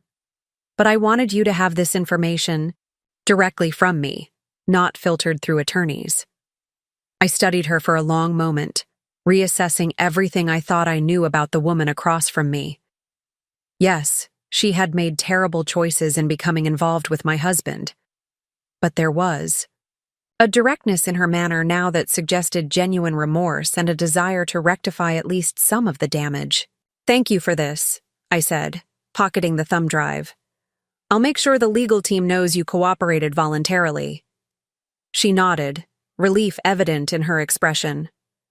"There's one more thing you should know. Nathan has been meeting with Christopher Barnes daily. I overheard enough to know they're planning something, some kind of counter-move. They mentioned proxy votes and shareholder pressure. I don't know the details, but they're not accepting defeat." This wasn't surprising, but the confirmation was valuable. "When did you last hear them discussing this?" "Yesterday. Christopher came to Nathan's condo while I was picking up my things. They didn't know I could hear them from the bedroom." I nodded, mentally adding this to my growing list of concerns. "Is there anything else I should know?" Jessica hesitated, then shook her head. "No. I've told you everything significant." As we prepared to leave, an awkward silence fell between us. Two women connected by circumstances neither would have chosen, trying to navigate an impossible situation with whatever dignity remained. "I am sorry," Jessica said quietly, "for all of it." "I believe you," I replied. And surprisingly, I did. "Take care of yourself, and the baby." I watched her leave, this woman who had announced her pregnancy with my husband at our anniversary dinner just weeks ago, now an unexpected ally in untangling the mess Nathan had created. The thumb drive in my pocket contained evidence that would corroborate what we'd already discovered from Forrester, strengthening our position for whatever came next. Back in my car, I called Daniel. We need to move up the timeline. Jessica just gave me additional evidence of the Forrester fraud, and she says Nathan and Christopher are planning some kind of shareholder action. Proxy fight, Daniel replied immediately. They'll try to rally shareholders against the board's decision, claiming the leadership change endangers the IPO prospects. Can they succeed? Not if we disclose the fraud issues first. No rational shareholder would support returning a CEO who misrepresented financial projections to underwriters. Then we move now, I decided. Call the board for an emergency session first thing tomorrow. We disclose everything, revise the projections, and get ahead of whatever Nathan and Christopher are planning. As I drove home to my empty house, Nathan had moved out to a downtown condo. I felt a strange sense of clarity. The path forward was complicated and would likely be painful for Horizon in the short term. The IPO would be delayed, our valuation adjusted downward, our reputation requiring careful rehabilitation. But for the first time since Jessica's announcement at that disastrous dinner, I wasn't reacting to Nathan's actions. I was charting my own course, protecting the company I had helped build, establishing ethical leadership, creating something sustainable from the wreckage of Nathan's deceptions. Tomorrow would bring its own challenges: the board disclosure, the SEC notification, the inevitable public scrutiny. But tonight, driving through the Denver darkness with mountains silhouetted against the night sky, I felt something unexpected: freedom. Nathan had betrayed me, tried to erase me, attempted to reduce me to the role of supportive wife rather than founding partner. Now I was reclaiming not just my rightful position, but my vision for what Horizon could be. A company built on integrity, innovation, and authentic relationships. Let Nathan and Christopher plot their counter-moves. I had truth on my side, and a growing certainty that whatever came next, I was exactly where I was meant to be. The emergency board meeting began at 7 a.m. sharp. The early hour hadn't deterred. Full attendance. Even Christopher Barnes had returned from his leave of absence to sit scowling at the far end of the table. I suspected Nathan's influence in his sudden reappearance. Thank you all for accommodating this urgent session, I began, meeting each board member's eyes as I spoke. We've discovered serious issues that require immediate attention and disclosure. Margaret nodded encouragingly, while Raj and Elizabeth exchanged concerned glances. James Peterson looked tired, as if he hadn't slept well. Christopher's hostility was palpable. As you know, we've been conducting a thorough review of company operations since the leadership transition. What we've found regarding the Forrester contract and our IPO projections is troubling. I laid out the facts methodically: the misrepresented expansion, the inflated growth projections, the potential securities implications, while Daniel distributed documentation packages containing the evidence, including the materials Jessica had provided. In essence, I concluded, Nathan was presenting growth forecasts to potential IPO underwriters that were based on a Forrester expansion that doesn't exist and was never formally agreed to. This constitutes a material misrepresentation that could be construed as securities fraud. The silence that followed was profound. Even Christopher looked shaken. Elizabeth Carter was the first to recover. What is our exposure here? Daniel stepped in. If we self-disclose to the SEC immediately and revise all projections before the IPO process advances further, we can mitigate the legal risk significantly. There would likely be penalties and certainly a delay in the offering, but we could avoid the most severe consequences. And if we don't? James asked. Criminal fraud charges for those involved in creating or knowingly presenting the false projections, Daniel replied bluntly, plus shareholder lawsuits, regulatory penalties, and potentially catastrophic damage to the company's reputation and valuation. Christopher finally spoke up. This is absurd. Nathan wouldn't jeopardize the company he built. There must be some misunderstanding about the Forrester discussions. I slid a document across the table. This is a statement from William Turner, CEO of Forrester, confirming that no expansion agreement was reached or imminent. He's prepared to testify to that effect if necessary. Christopher paled visibly as he scanned the document. Margaret leaned forward. I motion that we authorize immediate disclosure to the SEC and issue revised projections based on accurate growth forecasts. Second, said Raj quickly. Christopher raised a hand in weak protest. Shouldn't we at least hear Nathan's explanation first? He may have had ongoing discussions with Forrester that weren't formalized yet. Bill Turner and I went through every communication, I countered. There was never any substantive discussion of an immediate threefold expansion. Nathan? Invented it to inflate our valuation. The legal reality is clear, Daniel added. Delay increases our collective liability. As board members, you have fiduciary duties that could be compromised by failing to act on this information. That settled it. The vote was unanimous, even Christopher recognizing the futility of opposition in the face of such overwhelming evidence. There's one more matter, I said once the disclosure motion had passed. We have reason to believe Nathan and Christopher are planning some form of shareholder action to challenge the leadership transition. All eyes turned to Christopher, who shifted uncomfortably. I don't know what you're talking about. Don't you? I pulled out my phone and played a recording Jessica had provided. Christopher's voice clearly discussing strategy with Nathan, mentioning proxy solicitations and shareholder pressure. Christopher's face flushed with anger. You're spying? On private conversations now? No.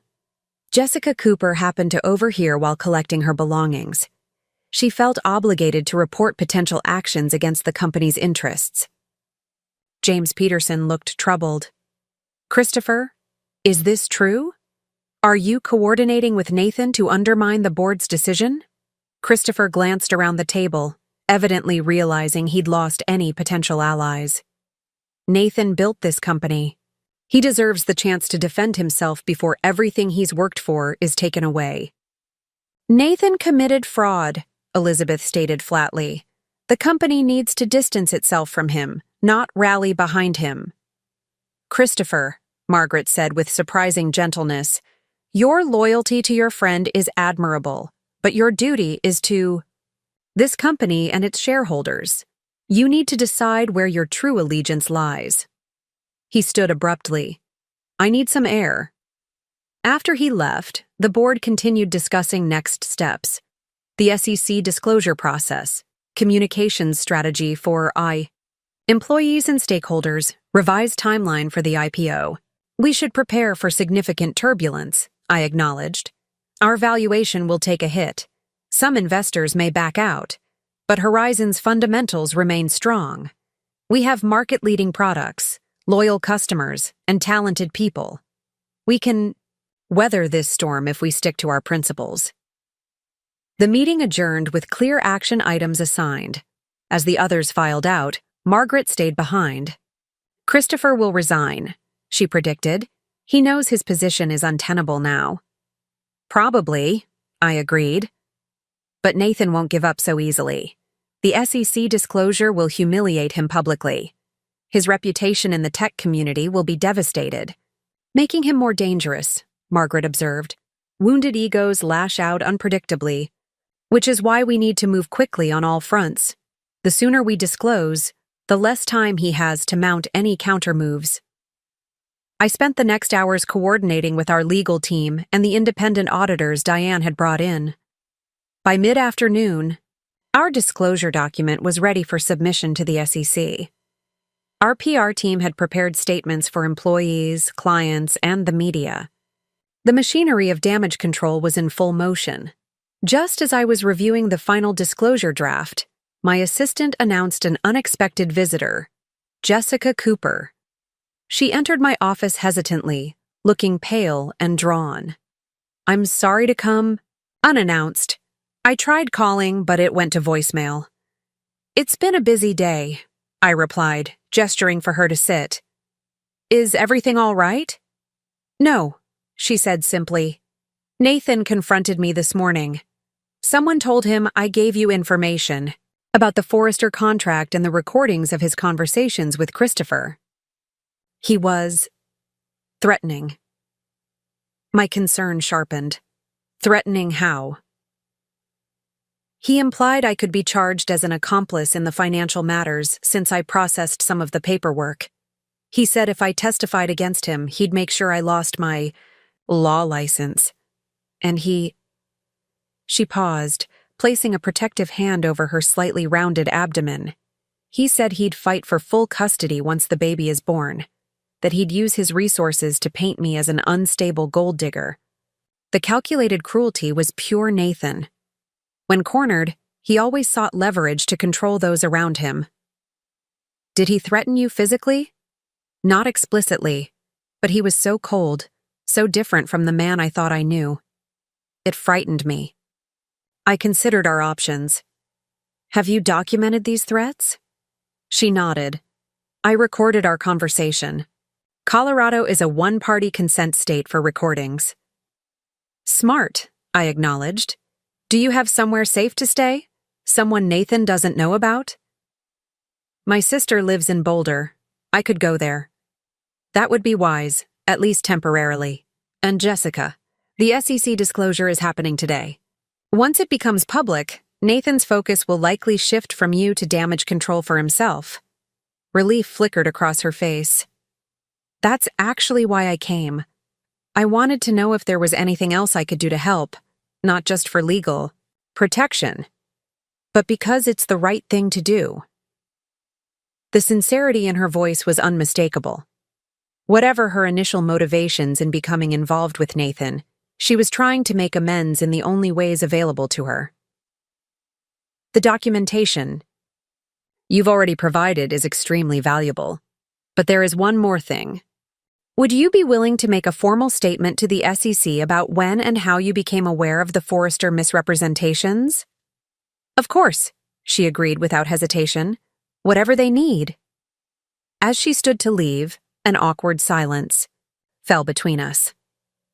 The bizarre reality of our situation, CEO and the pregnant mistress of my husband, now unlikely allies against his misconduct, seemed to hit us both simultaneously.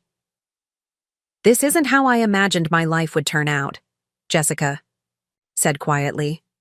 None of us did, I replied, surprising myself with the absence of bitterness in my voice. But we can only move forward from where we are, not from where we thought we'd be. She nodded, a ghost of a smile crossing her face. Wise words. I'll remember that. After Jessica left, I finalized the SEC disclosure and authorized its submission. Within hours, the news would begin circulating through financial circles, eventually reaching mainstream business media. Nathan's fraudulent projections would become public knowledge, as would the board's decision to remove him and install me as CEO. There was one more person I needed to speak with before the storm broke. I called Daniel and asked him to set up a meeting with Nathan. Are you sure that's wise? He asked cautiously. Probably not, I admitted. But I want him to hear this from me directly. Not from the media, not from his attorney, from me. Daniel sighed. I understand. I'll arrange it, but I'm coming with you. Nathan chose the meeting location, an upscale bar in one of Denver's trendiest hotels. No doubt he thought the public setting would constrain my reactions. He didn't know I'd moved beyond emotional responses to calculated strategy. He was already seated at a corner table when Daniel and I arrived, nursing what looked like an expensive scotch. The confidence in his posture faltered slightly when he saw Daniel accompanying me. I thought we were meeting alone, he said as we sat down. You lost the privilege of private conversations when you threatened Jessica this morning, I replied calmly. His eyes narrowed. She's running to you now? Interesting alliance. We're not here to discuss Jessica, Daniel interjected. Olivia wanted to inform you personally of actions taken today that will affect you significantly. Nathan leaned back, feigning relaxation, though tension showed in the set of his shoulders. Let me guess. You're filing for divorce. hardly unexpected at this point. The divorce is in process, I confirmed, but that's not why we're here. The board unanimously approved disclosure to the SEC regarding your misrepresentation of the Forrester contract and the inflated IPO projections based on that misrepresentation. The color drained from his face. For once, Nathan Mitchell was speechless. The disclosure was submitted approximately 2 hours ago, I continued. It details how you presented growth forecasts to potential underwriters that were predicated on a Forrester expansion that never existed. It also documents the JC Strategies payments and other financial improprieties. You can't do that, he finally managed. You'll tank the company's valuation. Years of work destroyed. The valuation will adjust to reflect reality, not your fantasies, I countered. Horizon is still a valuable company with strong products and loyal customers. We'll recover, especially with honest leadership. Nathan's shock gave way to cold fury. This is about revenge. You couldn't stand that I found someone younger, someone who appreciated me, so you're burning everything down. Daniel started to speak, but I raised a hand to stop him. That's not why we're here, Nathan. We're here because you committed fraud. You betrayed not just me, but every employee, every investor, every customer who trusted you. The disclosure isn't revenge, it's accountability. My attorneys will fight this, he threatened. I'll sue for defamation, for wrongful termination. I'll take this all the way to trial if necessary. That would be unwise, Daniel advised coolly. A trial would make public even more details of your conduct, including potentially criminal behavior. The SEC doesn't look kindly on intentional misrepresentation to investors. Criminal? Nathan scoffed, but uncertainty flickered in his eyes. Securities fraud carries penalties of up to 20 years in federal prison, Daniel stated matter-of-factly. Given the evidence, including testimony from multiple witnesses, prosecutorial interest is likely. Nathan's bravado crumbled visibly. What do you want from me? We're not negotiating, I clarified. We're informing you of actions already taken. But if you're asking about mitigating your personal consequences, full cooperation with the SEC investigation would be advisable. And what about Christopher? Nathan asked, a desperate edge creeping into his voice. Is he implicated too? Christopher's involvement is still being assessed, I replied neutrally. His future with Horizon depends largely on his choices in the coming days. Nathan stared into his scotch, the magnitude of his situation finally sinking in. When he looked up, the arrogance had drained from his expression, replaced by something I'd rarely seen in our 12 years together. Fear. Olivia, please, he said, his voice lower. We can still fix this. I made mistakes, terrible mistakes. But destroying my career, possibly sending me to prison, is that really what you want? What I want is irrelevant, I replied, surprising myself with how true that felt. This isn't personal anymore, Nathan. It's about doing what's right for the company, for our employees, for all the stakeholders who depended on honest leadership. It was one mistake, he insisted.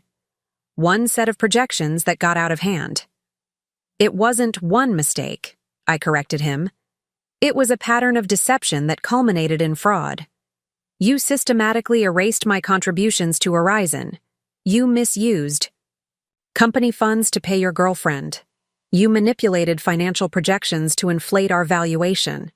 Each step showed who you really are. He flinched at the assessment. And who exactly do you think I am? Someone who believes rules don't apply to him. Someone who uses people until they're no longer useful, then discards them. Someone who would threaten the mother of his unborn child to protect his reputation. The last point landed like a physical blow. Jessica told you about this morning. She did. She also provided recordings of your threats. Nathan's expression hardened. Always the victim, isn't she? Did she tell you she approached me initially because her father's company was competing with Forrester? That she used me for information? This was new, but not entirely surprising given Jessica's legal background and strategic thinking. She's made mistakes too. The difference is she's trying to correct them, while you're still making excuses. Daniel checked his watch. We should wrap this up. The financial news outlets will be breaking the story soon. I nodded and stood. Nathan, despite everything, we built something important together at Horizon. I'm going to protect it, even if that means protecting it from you. You won't succeed, he said, but the threat sounded hollow. The tech community is small. People know me, trust me. They trusted the version of you that you presented, I corrected. Just like I did. Just like Jessica did. Now everyone will see the reality.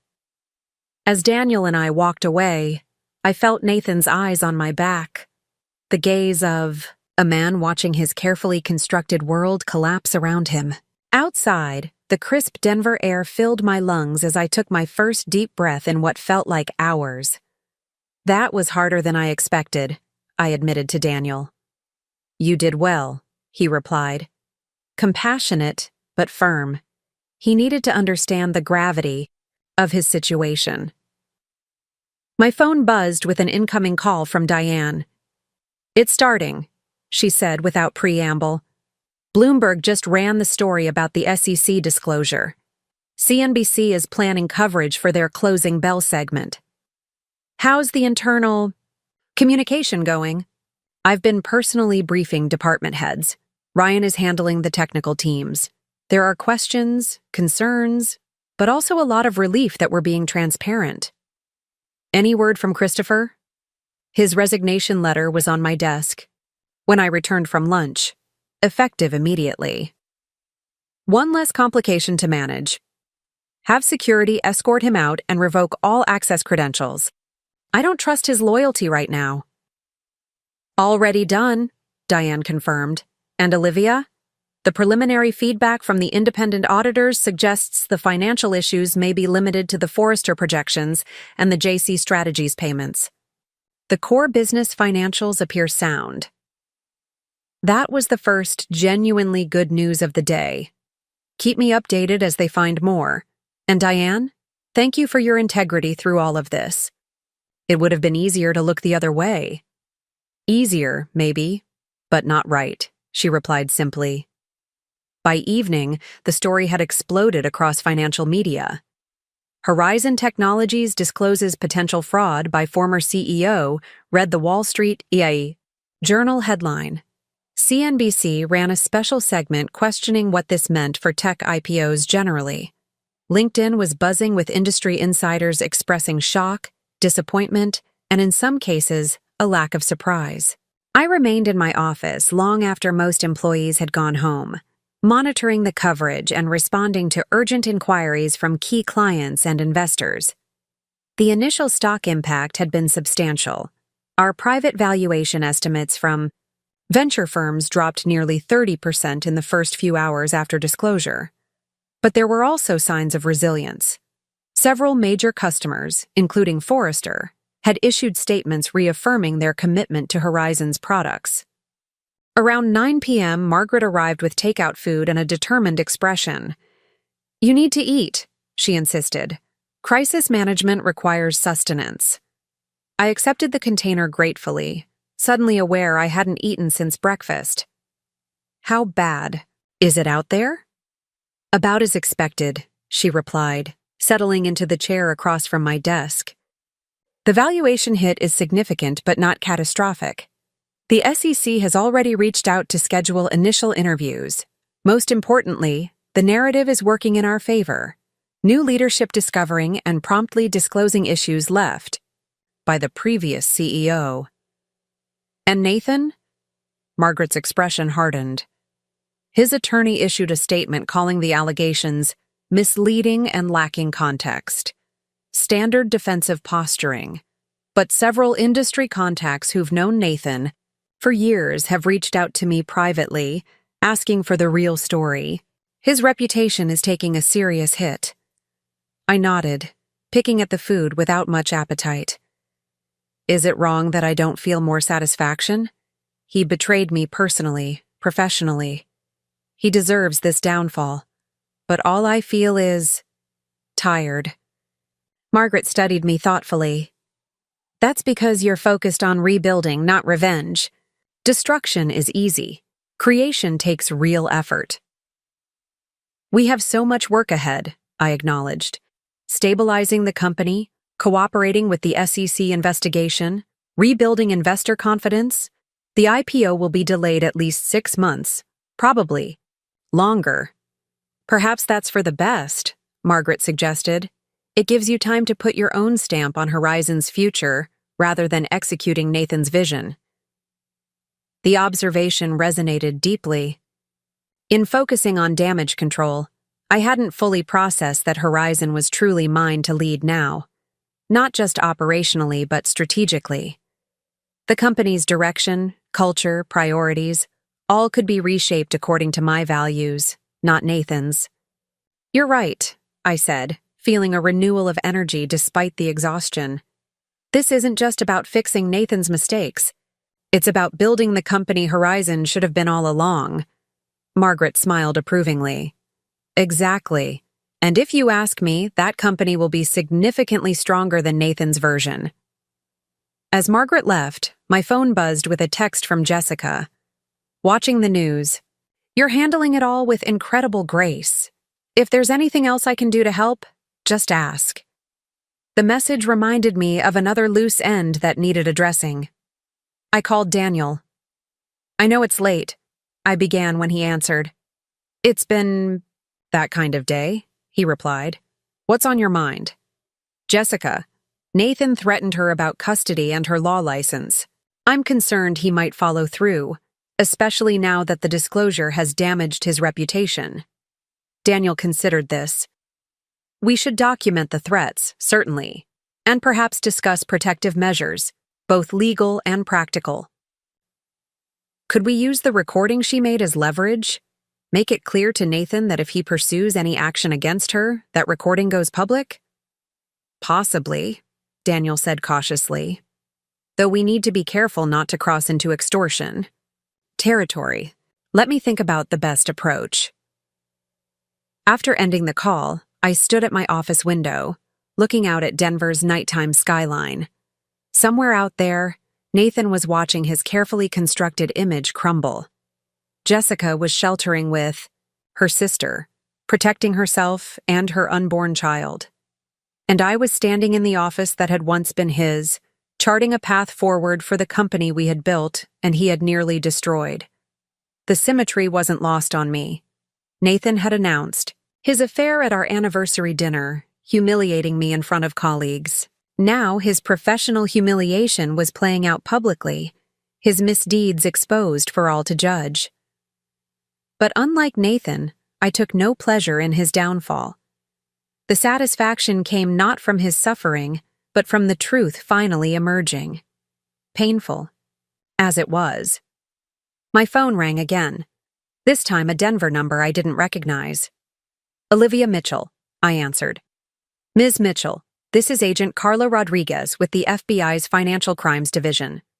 I apologize for the late call, but given the SEC referral regarding Horizon Technologies, we'd like to schedule a meeting as soon as possible. The FBI's involvement meant the situation had escalated beyond regulatory concerns to potential criminal investigation. Of course, my team and I will cooperate fully. I appreciate that, she replied. We'll need to interview all relevant parties, including your former CEO, Mr. Mitchell. I understand. Should I have our legal team contact you to arrange the details? That would be appropriate.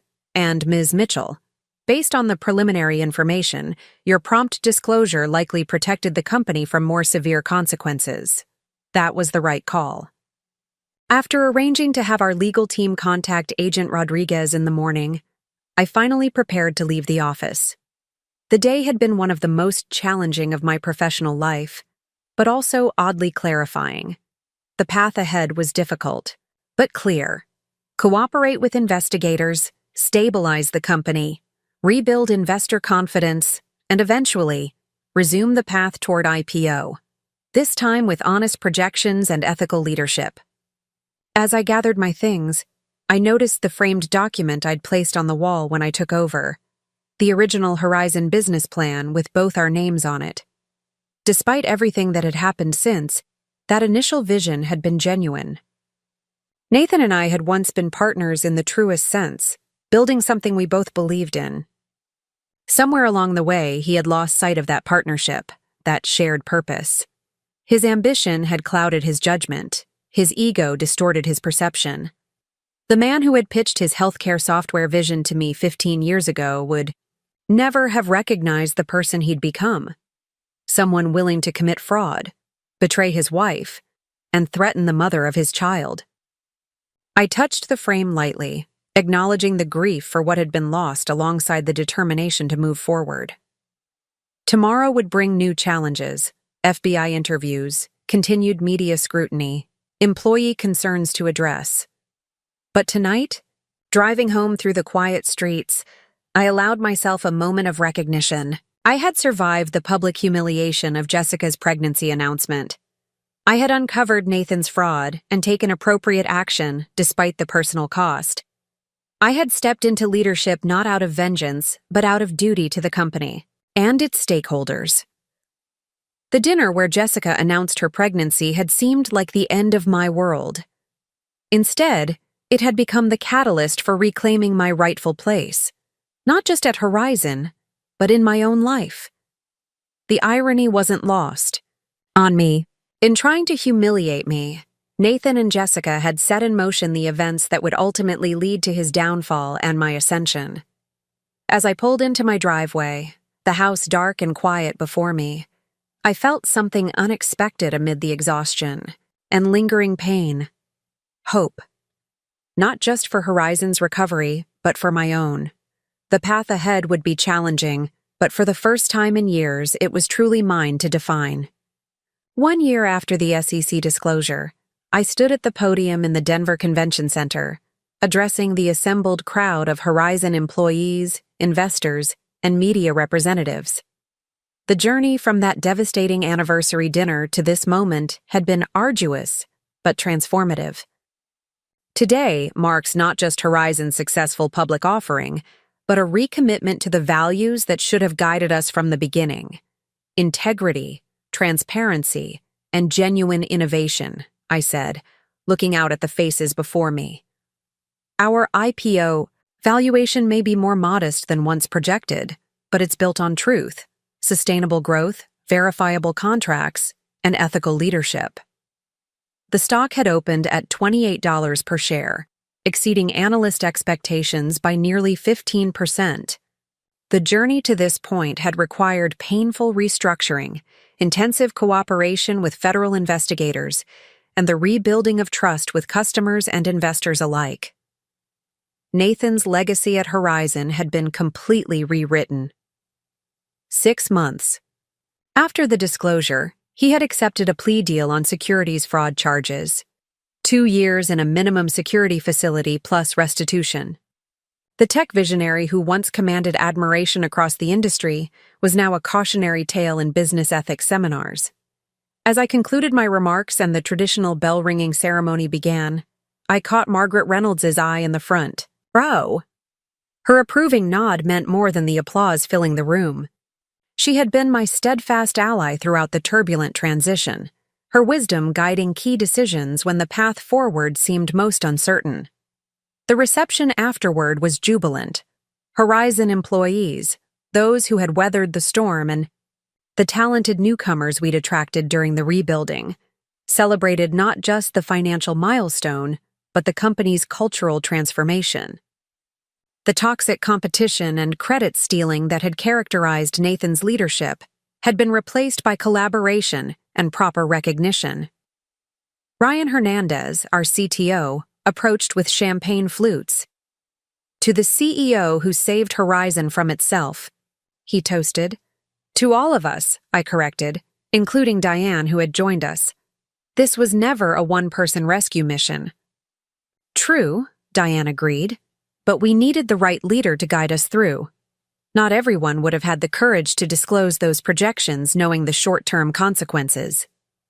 The celebration continued around us, but my attention was drawn to an unexpected figure entering the reception area, Jessica Cooper, and get ahead of whatever Nathan and Christopher are planning.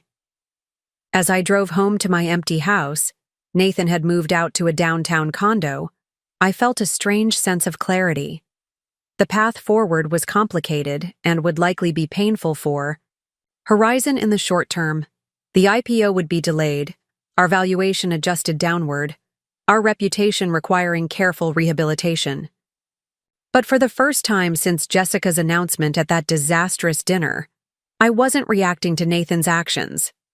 I was charting my own course, protecting the company I had helped build, establishing ethical leadership, creating something sustainable from the wreckage of Nathan's deceptions. Tomorrow would bring its own challenges: the board disclosure, the SEC notification, the inevitable public scrutiny. But tonight, driving through the Denver darkness with mountains silhouetted against the night sky, I felt something unexpected: freedom.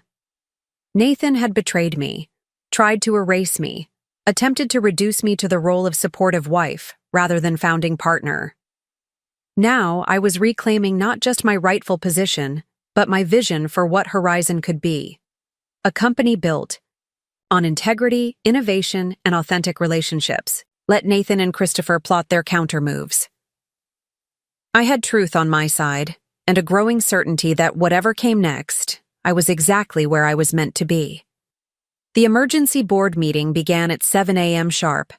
The early hour hadn't deterred. Full attendance. Even Christopher Barnes had returned from his leave of absence to sit scowling at the far end of the table. I suspected Nathan's influence in his sudden reappearance. "Thank you all for accommodating this urgent session," I began, meeting each board member's eyes as I spoke.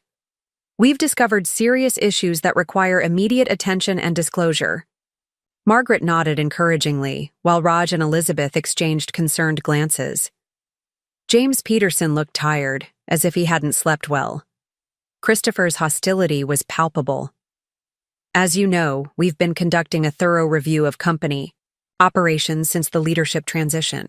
What we've found regarding the Forrester contract and our IPO projections is troubling." I laid out the facts methodically: the misrepresented expansion, the inflated growth projections, the potential securities implications, while Daniel distributed documentation packages containing the evidence, including the materials Jessica had provided. In essence, I concluded, Nathan was presenting growth forecasts to potential IPO underwriters that were based on a Forrester expansion that doesn't exist and was never formally agreed to. This constitutes a material misrepresentation that could be construed as securities fraud. The silence that followed was profound. Even Christopher looked shaken. Elizabeth Carter was the first to recover. "What is our exposure here?" Daniel stepped in. "If we self-disclose to the SEC immediately and revise all projections before the IPO process advances further, we can mitigate the legal risk significantly. There would likely be penalties and certainly a delay in the offering, but we could avoid the most severe consequences." "And if we don't?" James asked. "Criminal fraud charges for those involved in creating or knowingly presenting the false projections," Daniel replied bluntly, "plus shareholder lawsuits, regulatory penalties, and potentially catastrophic damage to the company's reputation and valuation." Christopher finally spoke up. "This is absurd. Nathan wouldn't jeopardize the company he built. There must be some misunderstanding about the Forrester discussions." I slid a document across the table. "This is a statement from William Turner, CEO of Forrester, confirming that no expansion agreement was reached or imminent. He's prepared to testify to that effect if necessary." Christopher paled visibly as he scanned the document. Margaret leaned forward. "I motion that we authorize immediate disclosure to the SEC and issue revised projections based on accurate growth forecasts." "Second," said Raj quickly. Christopher raised a hand in weak protest. shouldn't we at least hear Nathan's explanation first? He may have had ongoing discussions with Forrester that weren't formalized yet. Bill Turner and I went through every communication, I countered. There was never any substantive discussion of an immediate threefold expansion. Nathan? Invented it to inflate our valuation. The legal reality is clear, Daniel added. Delay increases our collective liability. As board members, you have fiduciary duties that could be compromised by failing to act on this information. That settled it. The vote was unanimous, even Christopher recognizing the futility of opposition in the face of such overwhelming evidence. There's one more matter, I said once the disclosure motion had passed. Exactly. Eleanor used to say the true measure of leadership isn't what you build, but what you refuse to compromise in building it. Horizon under Nathan was compromised to its core. You restored its integrity while preserving its potential. As the evening concluded and the last guests departed, I found myself alone in the convention center's atrium. The banner announcing Horizon's IPO still hung prominently, our revised logo capturing the company's evolution. Same name but different identity, just like me. I thought back to that devastating dinner a year ago, when Jessica had stood with champagne in hand to announce her pregnancy. The memory no longer carried the same sharp pain. Time and perspective had transformed it from an ending into a beginning, the catalyst that had set everything else in motion. My phone buzzed with a text from Raj Patel, who had become a close advisor during the rebuilding. HRZN up another 3% in after-hours trading. The market believes in your vision. I smiled at the validation, but knew the stock price was just one measure of success, and not the most important one. The true achievement was less visible: the culture we'd created, the ethical foundation we'd established, the talented team we'd assembled. As I left the convention center, the crisp Denver evening enveloped me. The mountains stood silhouetted against the darkening sky, their permanence a reminder that even our most significant personal dramas are small against the backdrop of time. My driver was waiting to take me home, but I found myself requesting a detour. The office first, please. Just briefly. Horizon's headquarters was quiet at this hour. Just a few dedicated engineers still working on projects too engaging to abandon for the celebration. They offered congratulations as I passed, their genuine enthusiasm another testament to the company's transformation. In my office, I went directly to the framed business plan, the document that had started everything 15 years ago. Next to it now hung the bell I'd rung at the stock exchange, a symbol of Horizon's new chapter. I ran my fingers lightly over the glass covering the faded paper, tracing the names that had once represented such partnership and promise: Nathan Mitchell and Olivia Walker. I had reclaimed my maiden name after the divorce, a small but significant act of reclaiming my identity separate from Nathan. Olivia Walker, CEO of Horizon Technologies. The title still felt momentous sometimes, though I'd grown comfortable with its weight. My phone rang. Bill Turner from Forrester, calling to congratulate me on the IPO. Impressive debut, he said when I answered. The analysts are already reassessing their targets upward. Just delivering on promises we can actually keep, I replied. He laughed appreciatively.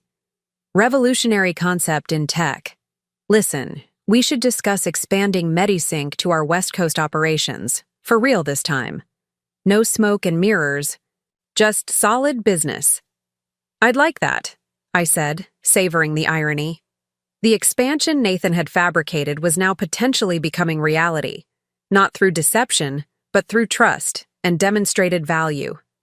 After ending the call, I took one final look around the office before heading home.